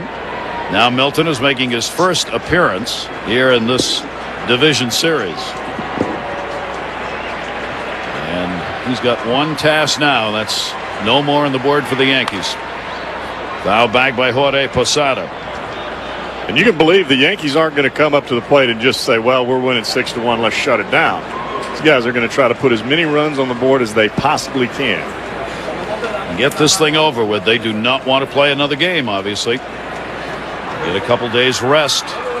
You can win this before moving on to the League Championship Series. Good fist pitch right there, fouled off by Posada. What a job he has done from Puerto Rico, coming on to be the Yankee regular catcher. 5th in the American League in on-base percentage, 6th in walks this past year, and has taken charge of the pitching staff for the Yankees. Continues in that line of outstanding catchers that the Yankees have had over the years. Taken down low. The Yankees at one point, of course, with the likes of Yogi Berra and Elston Howard on the same team. That's not bad. Guys who could catch and play the outfield. They both played both positions, and both of them could hit. Here's the 2-2 delivery. Swung on and missed. And let's check in with Dave Ryan. All right, Gary, thanks a lot. Not a lot to cheer about here. Dugout level for the Minnesota Twins, but by far the most emotional player in the dugout and in center field today has been Torrey Hunter, who says growing up in Arkansas, he played high school football, very intense back then, and it's that sort of football intensity he brings to the dugout and the baseball field, trying to be as vocal as possible. Guys, he's been going up and down when the Twins have been hitting, trying to get his teammates and the coaches involved. Any kind of emotional boost he can give them. Not a lot to cheer about today, though. He's doing his best. This is where you just dig down and keep going. There will be no tomorrow if you don't come back in this ball game. You leave it out there on the field today. And for some of these Twins, it may be the last time they play. Well, in a ball game like this for the Minnesota Twins, this is not when you find out what kind of player you are. This is when you find out what kind of person you are. Yep. Hawkins, Godardo, Stewart, they may be in their final game if they don't win this as a Minnesota Twin. Ground out, they get it. Matsui retired, and there are 2 down. The Twins continue, of course, with one of the smallest payrolls in Major League Baseball, an organization that not many years ago we were all talking about whether or not they were going to be eliminated as a team in the reduction of ball clubs in Major League Baseball, which of course did not happen. Not only didn't it happen, but this ball club all of a sudden has made it back into the playoffs postseason the last 2 years, and packing them in here in postseason games. Milton's breaking ball is into Boone.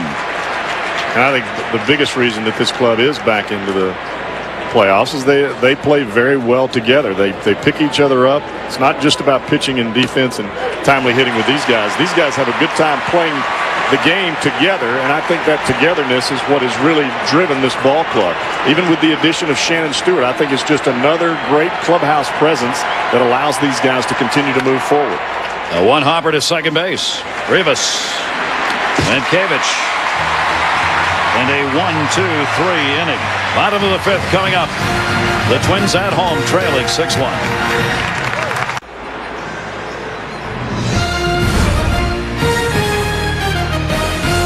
ESPN's presentation of the 2003 MLB Division Series. Brought to you by MasterCard. There are some things money can't buy. For everything else, there's MasterCard. Welcome back, everybody, as the New York Yankees are looking to move to the next series. Wells with a 6-1 lead in the bottom of the 5th inning. Guzman batting in the number 9 spot, flied out his first time up. So far in this 4-game series for the Twins, 1 run per game. That's it. They've got time to do more in this one. The Yankees, in the last 3, have held them to just the 1. Minnesota won the opener 3-1 in New York. Hard hit. Boone's got it and caught it on the fly. He makes sure by making the play over, but third base umpire Randy Marsh said, nope, you got it in the air.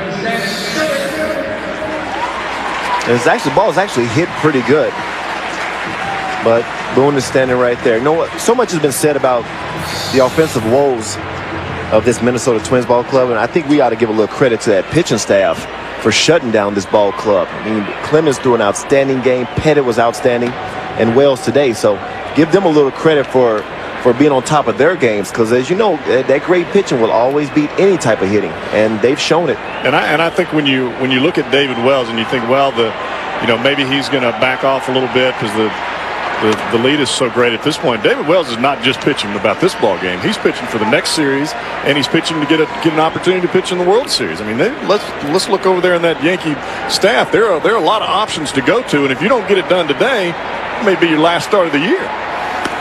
As well as, when you were talking about their offense continuing to swing the bats well. I mean, they're looking ahead. They're looking ahead. And these at-bats are important to prepare themselves for the next round. They want to go in if they make it to the next round. Obviously, the hottest bats they can get. Boone at third, got it again. Stewart is retired. I mean, if David Wells goes out there and gives up 5 or 6 runs in the 6th inning or in this inning here, it gives Joe Torre a perfect reason to start Contreras the next time this spot comes up. There's no way David Wells he don't want to give him anything. Andy Pettit has been just magnificent this year. Roger Clemens, it looks like he's going to get another chance. Talking to Lee Mazzilli, first base coach there. Broken bat. Soriano. Wells had to get out of the way of the barrel that went right over the mound. So Rivas is retired. That is a 1-2-3 inning and 3 ground outs to get there. There's the Yankee lead, 6-1. The victory here, and they wrap this series up. A reminder, tomorrow night, 7:30 Eastern, ESPN, Monday Night Countdown. It'll be set for the biggest Monday Night Football game of the year. ABC Sports will have it at 9 Eastern, 6 Pacific. Tony Dungy into Tampa Bay, where he used to the Colts. Will take them back there against the champion Bucks, team he used to coach Monday Night Football on ABC. That's a good one. Great matchup. At 1 foul back. As the Yankees hit here in the 6th inning, Rivera, an intentional walk in that big 6-run 4th inning that backfired as he would come around to score. Johnson followed him with a double. Eric Milton on the mound has walked none and struck out 1 since coming on to get the final out of the 4th inning. Rivera pops that one up and back. No play.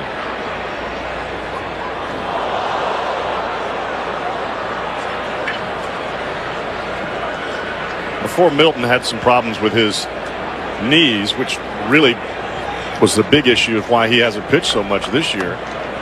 This guy was a pretty solid starter for this Minnesota Twins ball club. Hey, he was outstanding. I remember one time coming in here with the Yankees, and Joe Torre gave myself and Paul O'Neill. Center field, everybody pointing. It's seen and taken by Hunter. He gave myself and Paul O'Neill the option of facing Milton or Redmond when Redmond was here. I said, I'll just take Redmond, Skip. And the day that Milton pitched, he was throwing 96 miles an hour in the 1st inning. And I was sitting over there on one of the chairs on that circle, just smiling at Paul O'Neill. I chose the right guy. I chose Redmond. Because Milton was throwing 96, 97 that day. Let's go get him, Paul. And Paulie, how intense he is. Good choice. A couple of helmets broke that day. But you're right. Milton, with the injuries, this year obviously wasn't able to help this ball club as much as he could have. But, you know, they look forward to him being healthy and coming back next year. That one's going to be fouled back. This season, with only 3 games appeared in at the major league level for Milton. It's spring training for him right now. Johnson up, 1 down, nobody on. 2 RBI double came in the 4th inning for him. Milton's pitch taken down low. 6-1 Yankee lead. Chance to wrap it up. And the Yankees could go home and get a couple of days rest before the American League Championship Series starts. That one to left center field. Good jump by Hunter. And the Gold Glover puts it away. If you've got any kind of height to the ball and it stays in the ballpark in the outfield, Torrey Hunter is going to run it down. If he can get to if the ball's anywhere out there, whether it's from right center field to left center field, this guy's going to catch it. I don't care if he's got to run through the wall to get it. Well, he takes a lot of pride in his total defense as well as his hitting, but he prides himself, and he feels any ball that's hit in the air, if it's not out of the ballpark, it's mine. And you like that for your center fielder. That's that right. Soriano up the middle. He's got a base hit. So Milton, who'd retired 6 in a row, cannot get that one by Soriano. Soriano's now 2 for 4 in the game with a couple of RBIs. Yankees in that 4th inning. They batted around, and they did it with extra base hits. Williams put that one over the bag. That was good for an RBI. That one driven straight up the middle. Johnson getting out of an 0 for 26 part of it. That one put down the left field line that couldn't be caught. Soriano ended up getting on. He picked up 2 RBIs. By the time it was done, the Yankees had a 6-0 lead at that point. Big hit by Bernie, but the big knock was Johnson. 2 strikes hitting that ball into the right center field gap, and everybody was scoring. So the Twins are going to have to make history. If they're going to come back in this game, no team in a division series has overcome a 6-run deficit. Understandable with the kind of pitching, obviously, that you're going to have when you get to the postseason. Otherwise, you wouldn't be here. 2 down, no, and a runner on at first base with a single by Soriano. Derek Jeter, long fly ball, way back, left field. Stewart back, looking up, and makes the catch. Wow, that's man. He robs Jeter of a home run. Shannon Stewart.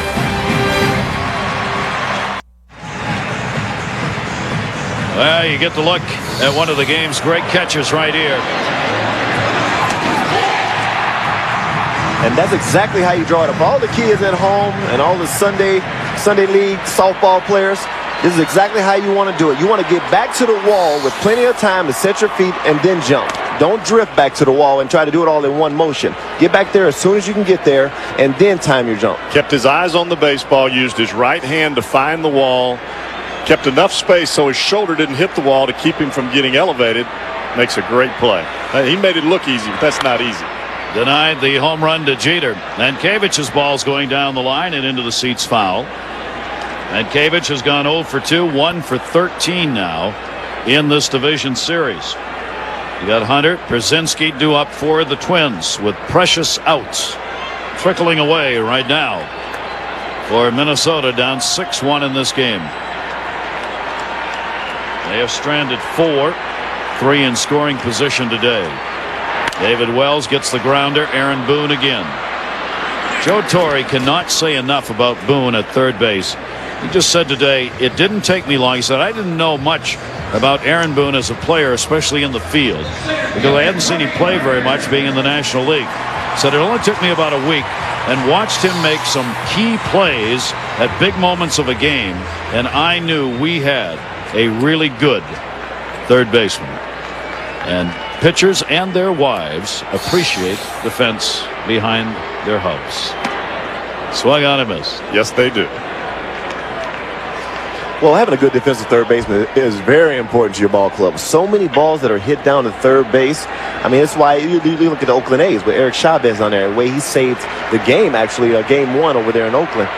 You need a guy down there that can catch the ball. And he's in a lineup where he doesn't have to be the guy to drive in all the runs. So he should just be able to relax and do what he does offensively. But defensively, he's been a gem for them at third base. We were talking about the character of people, and Aaron Boone is one of the finest. That's why he plays the game the way he plays it. He leaves it all out on the field. Joe Torre was funny talking about him offensively. He said he's going to be fine offensively. He said he's just trying to hit it out of the world right now. Well, David, how difficult is it to become a Yankee? I mean, that's tough. Well, it's very tough. Anytime you go to another team, everybody's looking at you. You want to hit every ball out the ballpark to let everybody know, hey, this is why you're getting me. Yeah. But when you go into New York, there's just no environment like that one.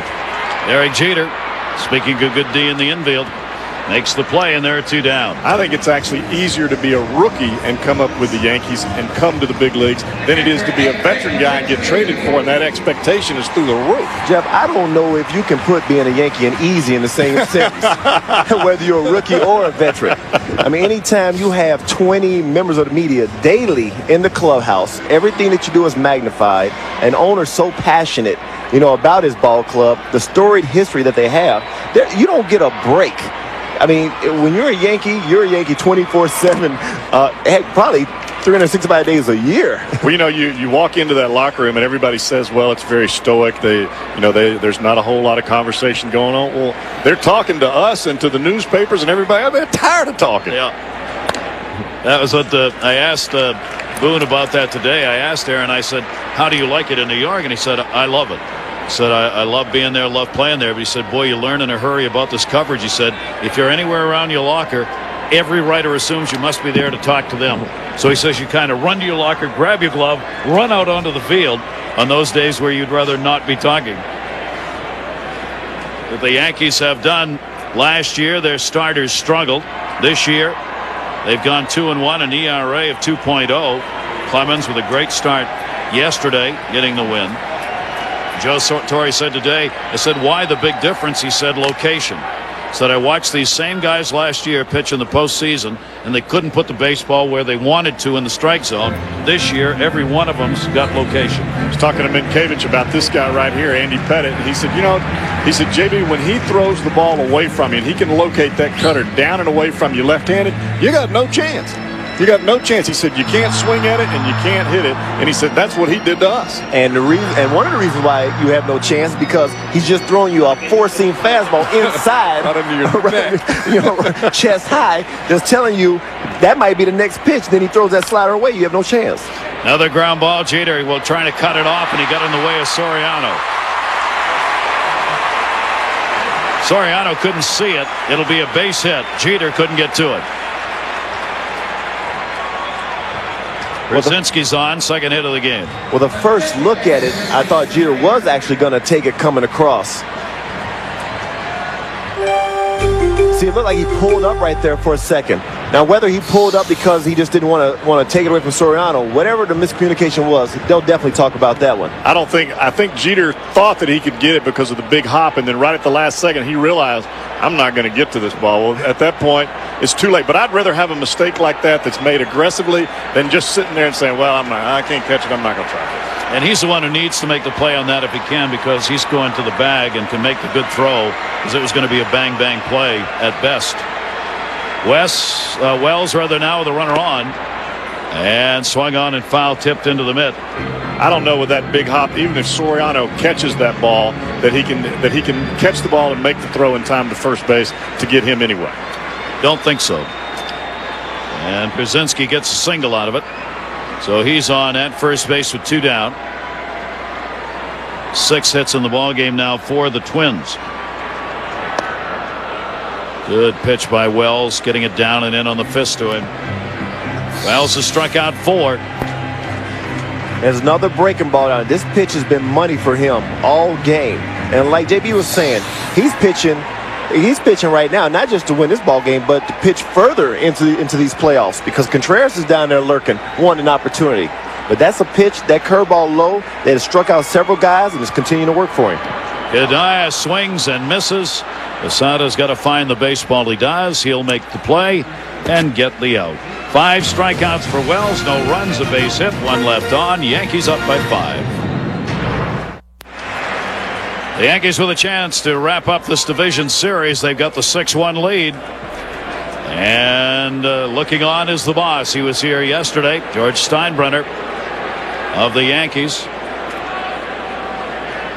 Looks like Bob Shepard, the PA announcer, sitting next to him. Son of a gun. That one taken for a strike. Guess that was not Shep who was sitting there, though. It just looked like him. The great voice, longtime voice of Yankee Stadium and the New York Football Giants. Yankees go back to work here as we go to the 7th inning. Jason Giambi. Giambi delivered the double and scored in that big inning when the Yankees scored all their runs in the 4th inning. In fact, all the runs in this game were scored in the 4th inning. Milton has pitched so well, even though they have been behind, and it's probably been a little bit easier for him if you want to say facing the Yankees is easy, but he has pitched very well since he's been in the ballgame.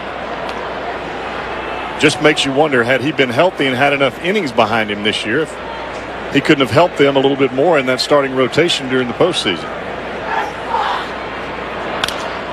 That one is popped up. Bermuda Triangle. And that's going to drop in. Down to second base. Throw not in time. Gets away. Backed up by Pierzynski. And the fans upset that the out wasn't made. 4 Minnesota Twins were there. None of them could get it. You got 4 guys going full speed to this baseball. This is just a ball that's in a place I don't think any of them could have caught it. Guzman did a great job to try to get to it. If Torrey Hunter can catch this ball, I guarantee you he's going to be calling it right there, and he may have. Guzman may not have even heard him because that ball looks like it falls right beside Torrey Hunter out there. And he hustled his way around to get the 2-bagger. It is a double. If you hit him right there, is he out? Is that how you do it? Wrong rules, different game. So nobody out. Runner on at second base. And Bernie Williams takes a strike on the inside corner. Well, the Yankees have been plying the doubles here today. Bernie Williams. He's hitting again with a guy at second base. This is incredible. I guess that's what you want when you're hitting in the 4th spot. That's what you're supposed to do. That's money. Get those RBIs. He has picked up 1 in the game. Williams pops that one up. Right field. Jock Jones dances under it and puts it away. Throw to third with the runner staying at second base. And Bernie's a little bit upset right there. He didn't at least get the runner over to third base because you still want to keep playing the game. So you want to keep the same good habits of moving runners over, getting them over to third base with less than 2 outs. Keep working on your game because this game is pretty much over. I mean, just the feeling that you sense. I mean, just looking at both teams and the way the game is developing. But you have to continue to play the game the right way because you're going into the next division. You want to keep it going. Bernie Williams back, not happy as he did not get that runner moved over to third. Now Jorge Posada with 1 away. Posada's had a double. He has scored 1 for 3 in the ball game. And punches that one foul down the right field line. I think that's a great point, David, because that's winning baseball, and it's about unselfish baseball because you're trying to get Giambi to third base for an RBI, possibly for Posada, and in turn, all of that works together to make championships. Guys that play the game that way, they're usually playing, and we're usually putting them on TV in October. You're right. I mean, this is a very unselfish ball club. And he is upset. I mean, he knows they're up 6-1. He's upset because he didn't move his teammate over for Posada to have an easy opportunity at an RBI. How many times do we see other ball clubs? You're in this situation, you're way up, guy's trying to hit the ball to the moon, pops up to the infield, guy stays at second base, you don't score a run, your teammate doesn't get an RBI, then you've got some friction, then you're not going to play winning baseball. The Yankees don't do that. Good jam shot right there, foul tipped into the mitt. Pierzynski able to hang on to it. Strikeout for Milton. That'll be his second of the game. I want to remind you that an all-new season of Sports Century is going to continue on ESPN Classic. A look at the glory and controversy surrounding the first century of Yankee baseball. It's a 2-part series that begins tomorrow night at 8 o'clock Eastern Time, examining the great moments and the great names in Yankee history. Tomorrow at 8 Eastern, 5 Pacific on Sports Century. That's on ESPN Classic. Plenty of material there. Just take it inside. Tell you another thing too, in that situation with Bernie, is not only do you not get him over to third base for your teammate, but you have to remember that you want your team hitting on all cylinders going into the next round, feeling confident in all areas, and you yourself want to be confident in those areas. Down the line, curving foul, and Stewart unable to get to it. And also, you have to remember another thing too. Yeah, this game is 6-1, but you never know. The Twins might make an attack here. What if they score 5 runs? There was an opportunity for you to get your 7th run. So like I say, you want to keep playing the game, and keep piling on the runs if you can, because you never know. Funnier things have happened in this game, and you just never know. As long as there's outs still out there, anything can happen. Well, that's why they keep playing. Otherwise, they'd have just shut it down in the 5th. No white flag rule. That one's taken up high. Matsui, who's had a double and an RBI, is 1 for 3 in the game, 4 hits, 13 at bats in the series. And too, David, there's a pride issue that goes into this too. Every time you come to the plate, there's an internal battle between you and the pitcher. You don't want somebody to get the best of you anytime. Left-hander Milton. Matsui takes that to center field. Hit it hard. Hunter back. Hunter at the warning track. Hunter's got it. He's so good. Appropriately named for a center fielder who hauls in all prey that comes in that area. So there's only one team so far knows it's moving on. The Florida Marlins, maybe the most surprising of all, as they had that win in their series. The Yankees got a chance to move on if they can get a victory here. Andy Pettitte, great pitching, 7 innings. Just gave up the 4 hits. Roger Clemens yesterday, 7 innings, 5 hits and a run. David Wells today, just a run on 6 hits. Let's get down to Dave Ryan. Dave? All right, Gary, before the game, we talked about David Wells' dominance of his Minnesota Twins. Lifetime as a Yankee, 6-0, a 0.68 ERA.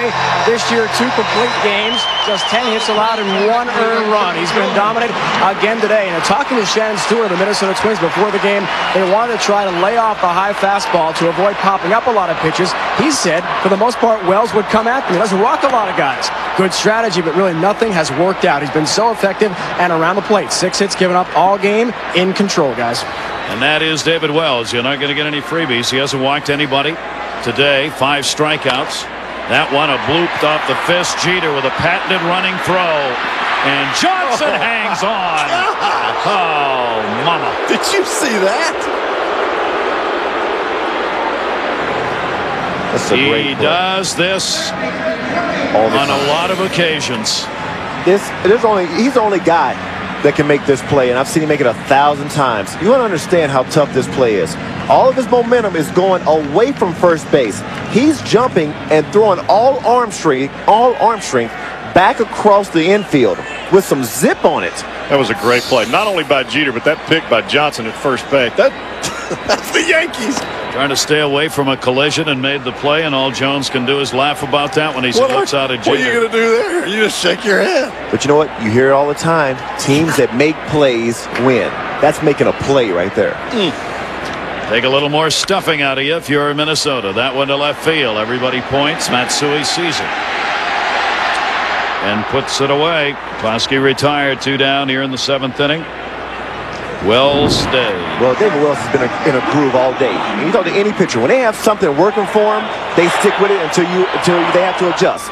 His breaking ball is breaking low like that. He's got 3 of his 5 strikeouts with that breaking ball in the dirt. Being able to throw that breaking ball with that type of consistency, that's why he can pitch up in the strike zone more with his fastball than most pitchers can. You don't know which one you're going to get. See, he doesn't walk a lot of guys, but what he does is he throws a lot of quality strikes early in the at-bat, and then he relies on you to chase.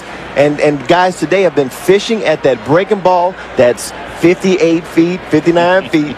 It looks good coming out of his hand, but it never gets there into the strike zone. Talked about how efficient he is. During the season, David Wells, only 3.4 pitches per at-bat for the whole season. That's the 2nd best number in the American League. Halladay with Toronto was the only one who was more efficient at getting the outs and moving the game along. So you don't walk anybody, you don't throw many pitches, you throw first strikes, you win.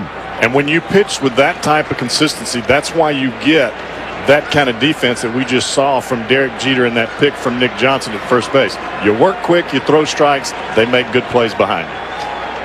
And Wells has 2 quick outs here in the 7th inning. Guzman is 0 for 2 in the ball game.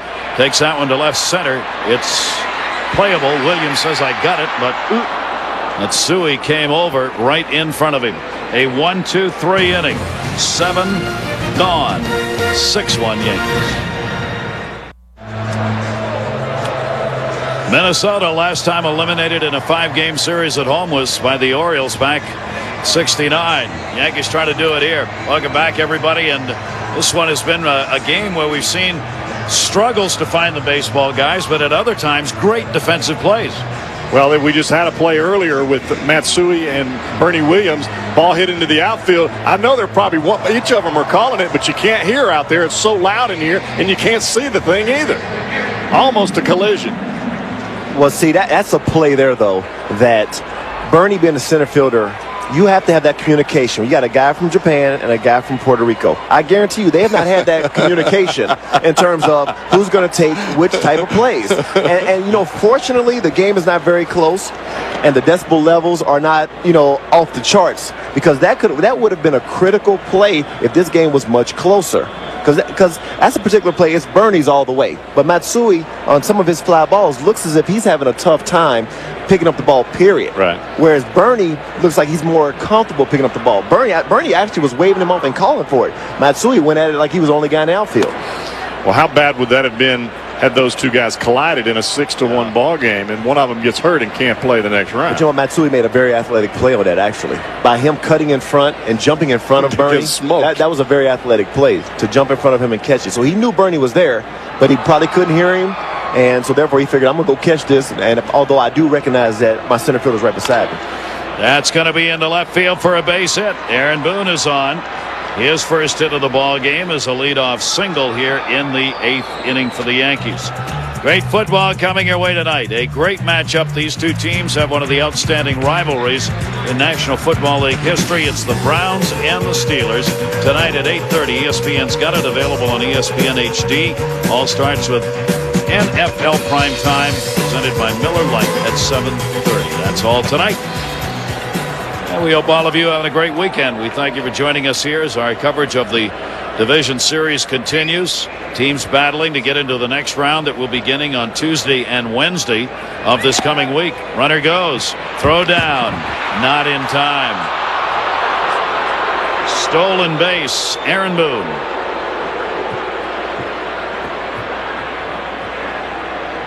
Well, I guarantee nobody expected him to go on this one. But he gets a great jump. It's a great jump right there, and sinker down. That's a tough pitch for Brzezinski to throw him out on. And David, you talked about this earlier. The Yankees aren't quitting. They continue to play the game. These are the playoffs, and as long as there's outs remaining, I'm sure there's some guys that are probably upset that he actually stole there with this type of lead. But hey, you know, like I said, what if Minnesota scores 5 runs next inning? Yeah, 23 stolen bases during the season, Boone did, and they're bunting. LaTroy Hawkins looking for the play at third, couldn't get the ball out of his glove, whips it off the facade. That will score Boone, backed up by Jones. And the Yankees have a 7-1 lead. Now that's what I call a manufactured run. You put a little pressure on the defense and look what happens. But David, this is something that the Yankees may have to do. They win this ballgame, they may have to do this in the next round. And I think this gives them the confidence to know we can steal a base, we can get a bunt down, a good bunt down the third baseline, and this is what happens. See, I totally agree. I mean, they're doing many things well in this game. They've gotten 2 out hits, a great pitching performance by David Wells, great defensive play by Jeter. They're hitting on all cylinders in this particular game, but you're right. These are the things that they may have to do at the next level. They're doing them now. It only adds to their confidence going into the next round that they're capable of playing great baseball. And that's what they're doing now. And this is a very tough team to beat when they're hitting on all cylinders. Keep applying the pressure.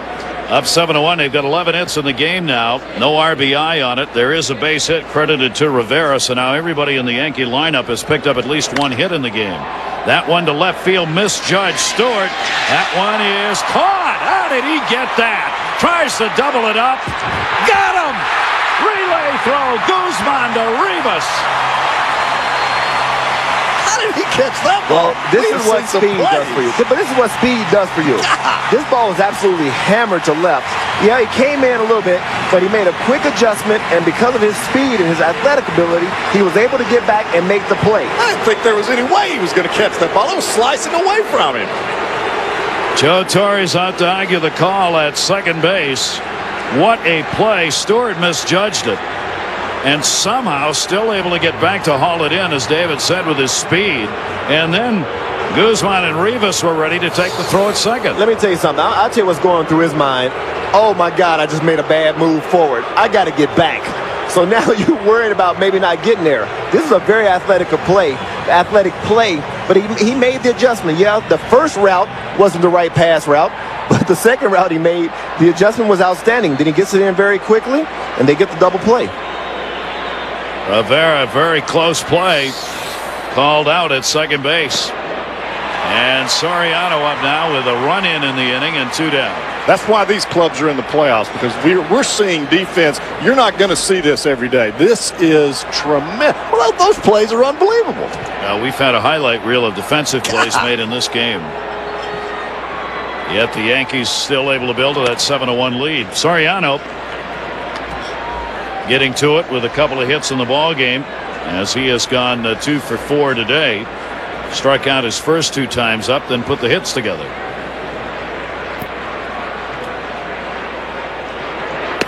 And that one is swung on and missed. I can't believe he caught that ball. No, I was sure that was going to the wall and around it. Left-handed hitter slicing away from him. He makes a bad move in, and he still makes the play, and then has the presence of mind to come up firing and hit the cutoff man right on the money. But he would not have made that play if it weren't for his speed. Wow. And see, you got a lot of speed in this outfield. This is a very good defensive outfield because of their speed. Base is empty here. The fastball by LaTroy Hawkins misses up high. Milton worked 3 1/3 innings, gave up 3 hits. Good job by him. A couple of strikeouts. 4th pitcher to be used in the ball game. The pen for the Twins in this series has done well. They've got an ERA of about 1.65 now, but the starters have not been able to hold the Yankees down. Way up high by Hawkins. 3 ball, 2 strikeout.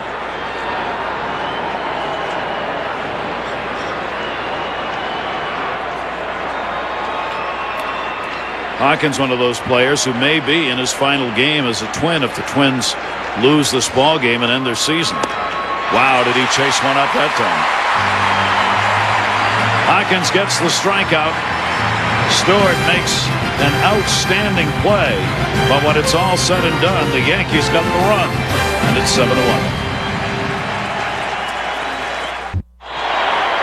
Twins fans trying to rev it up. David Wells trying to shut it down.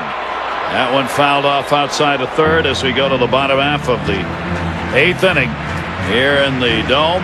Shannon Stewart leading it off, 1 for 3 in the game, a double. Starting pitching for the New York Yankees yesterday through 7. Clemens 99 pitches, 71 strikes. Today Wells just as good. 82 pitches through 7 innings, 59 have been strikes. Not bad for pound in the strike zone. Bad for a couple of old guys, huh? Roger Clemens yesterday in winning that game became the oldest starting pitcher ever to win a postseason game at the age of 41. If David Wells can win this game, he will become the 4th oldest pitcher ever to win a postseason game. Renado's up in the bullpen. Roger Clemens, the winner yesterday, and it looks like his career's not over. Swung on and missed. I asked Mel Stottlemyre today, is there any chance you think Clemens would come back in light of the way he's finishing out this season? I said, would you go after him to try and get him to come back? Stottlemyre said, I don't think there's any way he's going to come back and pitch again. But what he might end up doing is going to the Olympic team. Play made by Boone. Stewart retired. Let's check in with Dave Ryan. Dave. All right, Gary, thank you. This is about the only section in the Metrodome that's been cheering all day long. Nita Wells, Dave Wells' wife is here. Earlier today, you wouldn't speak to us because you were so worried about superstition. Now, where does that come from? Why decline the interview earlier today, Nina? You know what? I am just very, very superstitious. David is a little superstitious. And on the day that he pitches, I really just don't like to talk to anybody. I don't talk to the press. I don't talk to the guy sitting next to me. And I just try to kind of tune out everything that's going on around me so I can concentrate on what David's doing and support him. We're glad you talked to us, though. Who's more nervous, you or your husband, on game day, especially in the playoffs? I don't know. My hands are pretty sweaty, and I'm still shaking, and we've got a pretty good lead so far, but I'm still very, very nervous. I mean, anything can happen in the playoffs, and so we just got to keep our fingers crossed until it's all over. What has his demeanor been like the last couple days leading up to a big start like this, and now it looks like the Yanks will advance on to the ALCS? Well, you know, David's just a really kind of calm, mellow guy through the whole thing. He doesn't say a whole lot, and he doesn't like to talk about it either. So we just wait until game day, and then when it's all over, then we talk about it and get excited or not excited, you know, depending on what happens. I'll have to cheer about in the Yankee section, Gary. That part right. A 200 game winner, 200 wins, 128 losses for him in the regular season. His career, 18-6 lifetime against Minnesota. Another game, no walks. Just the usual. That pitch is taken down low for a ball. Wells has 8 wins, 2 losses in the postseason, going for his 9th postseason win. And right now, a 7-1 lead to work with for the 40-year-old left-hander. You know, a lot was said about whether or not he would get this start. And he has pitched in so many big games. Joe Torre has nothing but confidence in his abilities to go out here and have outings like this in big games. I pretty much thought it was a no-brainer starting Boomer Wells in a game like this. I think Joe did too. And he as much as said so to us yesterday. He said, I just didn't announce it. That's all. I don't think there was ever much of a question in his mind that Wells would go. And I asked him today about even pitching in an artificial carpet with a ground ball pitcher. He said, it doesn't matter. The way Wells pitches, he'll find a way. So you're right. Great confidence. And Boone sure has helped. Gobbling up everything down there. And they're at 2 away. I want to remind you this copyrighted telecast presented by authority of the Office of the Commissioner of Baseball may not be reproduced or retransmitted in any form. The accounts and descriptions of the game can't be disseminated without express written consent. Don't forget, Major League Baseball's got World Series tickets for life being given away. The winning hologram numbers will be announced games 1 through 4 of the 2000 World Series, and you can visit your neighborhood Radio Shack to find out how you can get a chance to win. 2 down, nobody on. Mankiewicz 0 for 3 today. Mankiewicz is now 1 for 14 in this series. David, you were talking about earlier about David Wells bouncing those breaking balls. When you're in the 8th inning and you can still throw your breaking ball for a strike like he just did to Mankiewicz, that's why you get all those swings down there in the dirt. You as a hitter, you know if a guy's got command enough to throw a strike, you're thinking in your head it's going to be a strike every time. But you're right. But see, what he does so well is early in the at-bats, he gets strike 1 on you, whether it's a curveball, changeup, or fastball. He's getting that strike 1. Now he puts you on the defense. Now, when he gets you 2 strikes, now he drops that 1 in the dirt, and guys have a tendency to swing at it. Just out of the reach of Jeter. Matsui will play it back in. Mankiewicz is on with 2 down in the 8th.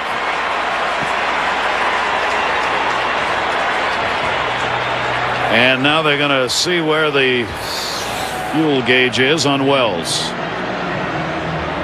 Well, he tries to time it and just missed just a little bit out of his reach. Wells pitched 4 complete games and 1 shutout this year. Joe Torre goes out to have a word with him because obviously now the Yankees talked about how the players are playing, thinking about the next round. Well, Joe Torre is also managing, thinking about the next round. He does not want to get too many pitches out of that arm of Wells, whom he will use again, and really wants to know how he feels. And he also probably wants to get some of these guys in the bullpen in some ball games, get their feet wet, get them out there, whether it's 1 pitch, 1 inning, whatever it is. But I tell you what, getting David Wells out of a ball game is like pulling teeth. He does not want to come out. Joe Torre figuring out what he wants to do at first base there. He was putting Nick Johnson over to hold the runner. Now, if he had a left-handed hitter up right here, Nick Johnson probably wouldn't be holding him on. But because there's a greater chance of Torrey Hunter pulling the ball, they figure he's not going to shoot one to that hole. That one Jeter dives for, and it goes underneath his glove. Runner going to third, played in by Bernie Williams. That is a base hit. Hunter's got 3 in the game. 3 for 4. That looked like a ball that Jeter would ordinarily come up with. Well, but you got to understand, and I still wonder if he's still feeling any mental effects from that shoulder injury. Because this is a play that we've seen him come up with thousands of times. But you have to understand, it would be only normal to have some type of apprehension when you hurt your shoulder the way he hurt it this year. And he's a tough guy. He may be still feeling it a little bit. And diving like that and the pressure that it puts on his shoulder, it just creates a different type of dive for him. And David Wells has completed his day's work. And a good day it was. White will be coming out of the bullpen. Wife Nina up and applauding. David Wells gets congratulations from the Yankees. And a heck of a performance. Again, didn't walk anybody. 5 strikeouts, leaves with a 7-1 lead. And to his wife.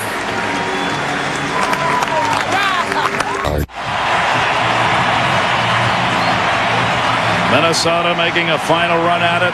There are the old guys. Clemens and Wells who can pitch. Wells out of there with a chance to win it. 2 pretty good lines, and they're back-to-back games. 40. Not too bad. Wells has not walked anybody in his last 5 starts, covering 37 1/3 innings. That's a little experience for you sitting over there, isn't it? Wow. A lot of innings, a lot of wins. Brzezinski up. Gabe White out of the bullpen. Down low for a ball. 2 on. 2 down, 8th inning. White had pitched with Cincinnati. Came over to the Yankees. And with the Yankees appeared in 12 games, went 2-1. Mankiewicz had a single. Hunter a single. Strike taken. Brzezinski with a couple of singles in his last couple of at-bats. And the Yankees were able to come up with some big 2-out hits. Now Minnesota has an opportunity to do the same thing and get themselves back in this ball game. 1st and 3rd, the runners. White's pitch is taken outside.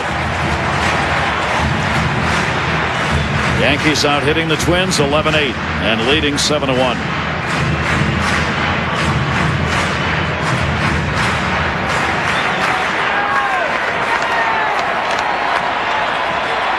Gabe White just trying to keep the ball away from Pierzynski, keep the ball in the ballpark. Pierzynski fouls that back with a big cut. Watch Derek Jeter on this ball. This ball goes right underneath his glove. And if you look from behind, you notice that Derek doesn't give a full extension there. And I think that goes back to what, David, you were talking about. I still think that left shoulder of his is still bothering him a little bit. If it's not, then you get a full extension and you can land on that shoulder. But you get a full extension right there and you land on that shoulder, we may see him walk off cradling that shoulder like we did at the beginning of this season. And that's the last thing that you want if you're a Yankees fan, if you're George Steinbrenner, or if you're Joe Torre. And I tell you what, every time he dives, I guarantee you George Steinbrenner and Joe Torre cringe every time he dives for anything. Brzezinski waiting. 2-2 delivery. That one grounded back to the mound. Play will be made by White. Brzezinski's retired, and so are the Twins. No runs, couple of hits. 2 are left on. The 9th inning coming up. For David Wells, a chance to pick up victory number 9 in the postseason. Between innings, Aaron Boone made a lot of plays for him at third base as he makes sure he thanks the guys behind him as they came off. And he will wait and watch now as we go to the 9th inning. The Yankees 3 outs away from moving on to the American League Championship Series. Eddie Guardado's first pitch. Another one. Stewart back. Jeter's got this one. Goodbye. Home run. Derek Jeter could have had 2 today. Got robbed by Stewart once, but not that time. And Guardado's first pitch ends up in the seats. When you stay back as well as Derek Jeter does, always trying to drive the ball the other way, you get something hanging in the strike zone, a lot of hitters will pull that ball foul. He stays right on it. I tell you what, the Yankees are looking like a team that's on a mission. I mean, this is exactly how you want to go into the next round. Jeter, 12 postseason home runs now. And the Yankees have an 8-1 lead. It's like you were talking about earlier, David. Keep playing the game. Keep the adrenaline up. Keep the focus up. Keep the concentration up. Doesn't matter if it's 2-1 or if it's 15-1. It's playoff time. And the Yankees have really come around. They lost that first game at home 3-1 as Hawkins beat Messina, and then have obviously won the next two with Pettit over Radke and Clemens yesterday over Kyle Loesch. And now today, after the 4-1 and 3-1 wins, they've got the 8-1 lead in this game with only 3 outs to go for Minnesota. Called strike 3. Beyond be gone.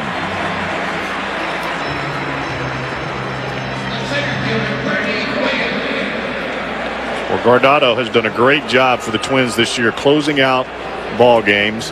Guy that's been a lifetime setup man. In the last few years, he has put together a tremendous seasons closing out ball games for these guys. And will he be back next year with Minnesota? He's one of the names that's up for grabs as to whether or not the Twins will get him re-signed. You're right. I mean, this Twins team may have a different face next year. These fans may be seeing for the last time this team that they've come to support and love over the past few years. There can be some different faces next year. The Twins cannot afford to keep all of the stars that they have playing right now. Just a financial matter that they can't do it. So Ron Gardenhire has taken this club in his 2 years as manager to the postseason. We'll have a different club to work with next year, and who stays and who goes will be decisions made in the offseason by the Twins.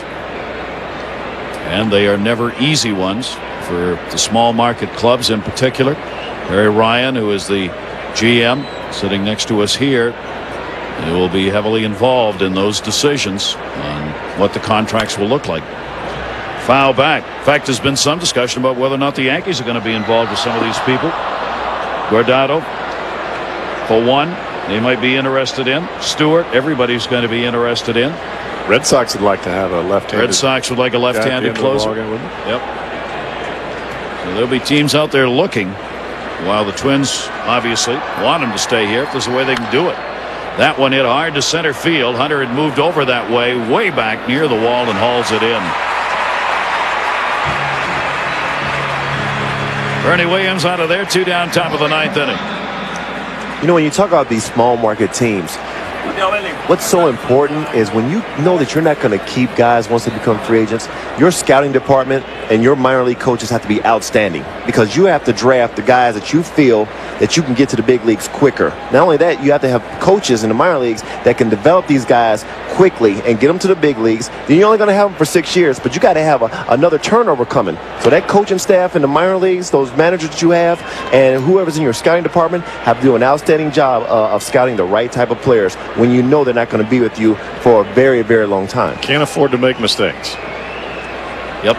And then you hope, while you're able to get a core together for 3-4 years, you hope that core can produce a winner for you before the turnover happens again. Exactly, because then here comes another core, you know, and it keeps going that way. Well, that's what they've done in Oakland. They're basically going the draft route of drafting college players because they can get them to the big leagues faster. Yep. See, teams like that, their window of opportunity for them to win World Series are very small because of the turnover. Whereas a team like the Yankees, because of the financial capabilities, you know, they can replenish, and their window is always wide open, you know, to win. But teams that are only small markets, the windows are very small.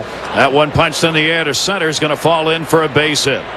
So Jorge Posada's on his second hit of the ball game. He's had a 2 for 5. Run in here in the 9th inning on the home run by Derek Jeter off Guardado, and now Posada keeps the inning alive with a single.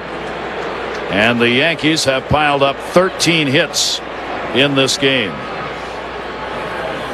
They have got the offense going. Their starting pitching's been magnificent. It is basically running on all cylinders right now. Nick Johnson got out of his 0 for. Matsui has had a home run coming yesterday. Picked up an RBI double today. It's going to be very scary for whoever they play in the next round, because you got your offense starting to click. Everybody in the lineup getting a hit today, and the pitching's been outstanding. They're getting the pitching. Now they're starting to get some hitting, some big 2-out hits today. If the defense shows up, this is going to be a very tough team to beat. And the team they're going to play is not going to have the rest because Oakland and Boston are going to play a game 5 and travel cross country to do it. And then somebody's going to have to come back to New York to play in the opener. Back cross country again. That one fouled off. I probably wouldn't mind making a cross-country flight if I could play in the ALCS. I think I'd be all right. Yeah, you'd be. I'd figure out a way. but the advantage is definitely to the Yankees. You got it. And Rivera is sitting and watching. He's had a couple of great 2-inning performances in this series to get 2 saves. Runner on at first base. That one swung on and missed. Matsui goes down swinging a run in. Couple of hits, 1 left on. The Yankees need 3 outs to eliminate the Twins. Pressure. Can you give it? Can you take it? Can you feel it? Playoff baseball. And now for the Twins. Only 3 outs to work with. Their season's over. Foul back. White stays on to do the pitching here in the bottom of the 9th inning. Sports Center coming up. All the day's news and lots of it from a lot of different sports. Sports Center coming up after our ball game here. Yankees have the 8-1 lead. Kanair takes a strike on the outside corner. The Yankees, their 12th American League East title. The 6 straight times that they have won that. First time they've ever played Minnesota in the division series. Yankees in their 9th division series have won 5 and lost 3. Minnesota won their division series last year. The Yankees, with that long string of pennants and World Series championships, looking to get another shot at it. And there's one of those outs they need. White gets the strikeout. Kanair retired, 1 away.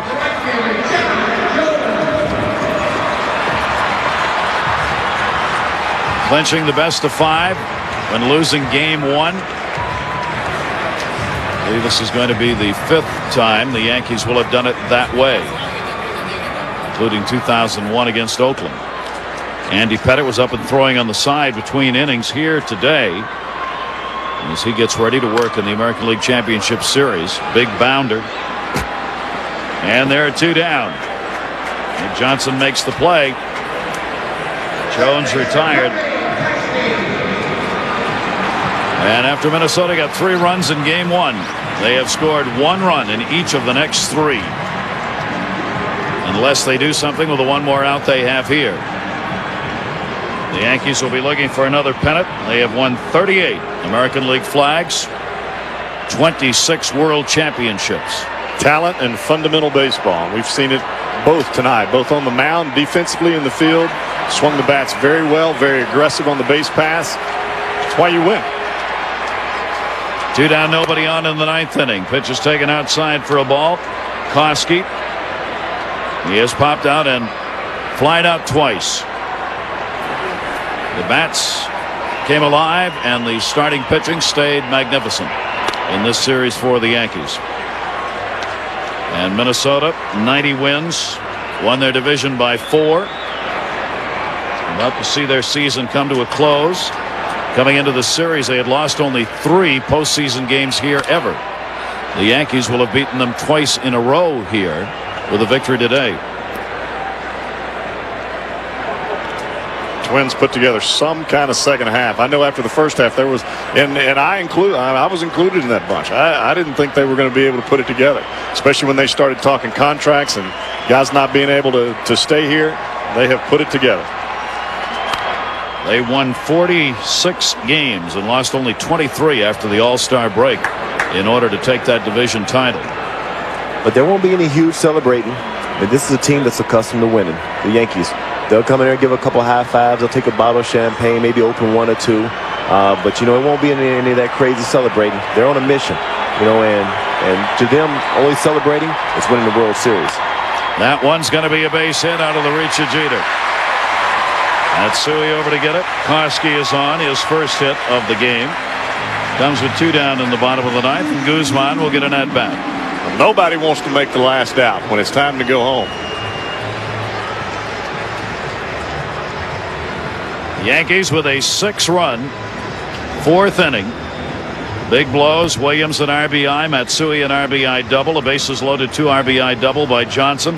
Soriano a 2 RBI single. And then they tacked on another run with Jeter's home run and an unearned run that came in the 8th inning that Boone scored. That one to center field, backing deep. And the Yankees have won it.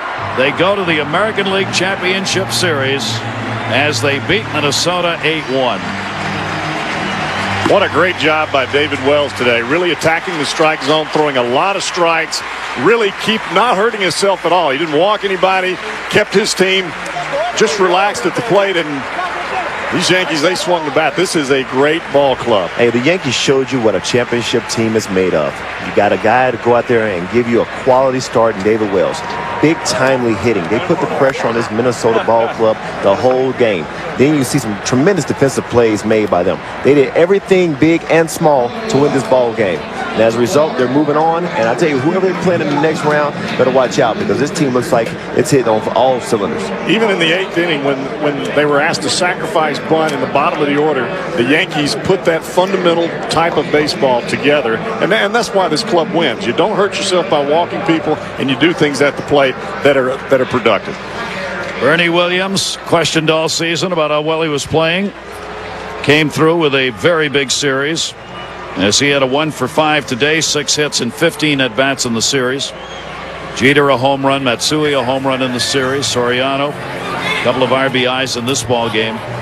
They have gotten it done, and they will now await the winner of Oakland-Boston, and we will check in with Dave Ryan. Dave. And the Yankee captain, shortstop Derek Jeter. First question, how's the shoulder? We saw you dive in the last inning, and then the home run swing. It's fine. That's nothing to talk about.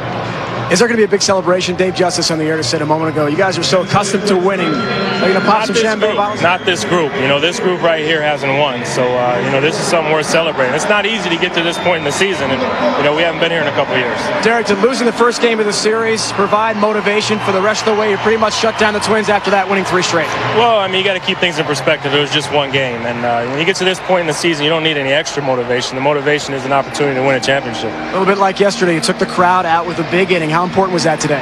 Well, that was the key. We've heard so much about this crowd, and this crowd is great, but you got to remember, we play in front of the greatest fans in the world. Did it give you confidence early, Derek, knowing that David Wells was on his game, a little bit like Rocket Clemens yesterday? Yeah, you can't say enough about our starters. They really dominated in this series. Even in the first game, we weren't able to score some runs, but Moose pitched as good as you could ask. 3-6 against Oakland this year, 10-9 against the arch rival Red Sox. Who do you prefer in the next round? It doesn't really make a difference. They're both great teams, and, we just enjoy this one for a couple of days. Congratulations. Enjoy. Okay.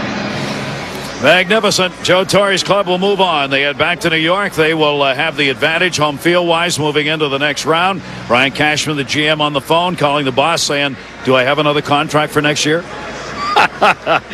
The Yankees have won it. Coming up next, it is Sports Center. Here in Minneapolis, a tough ending to the season, but it's still a great year for the Twins. For David Justice, Jeff Brantley, Dave Ryan, all of our crew, I'm Gary Thorne. Thanks for being with us. This has been a presentation of ESPN, the worldwide leader in sports. For more, log on to ESPN.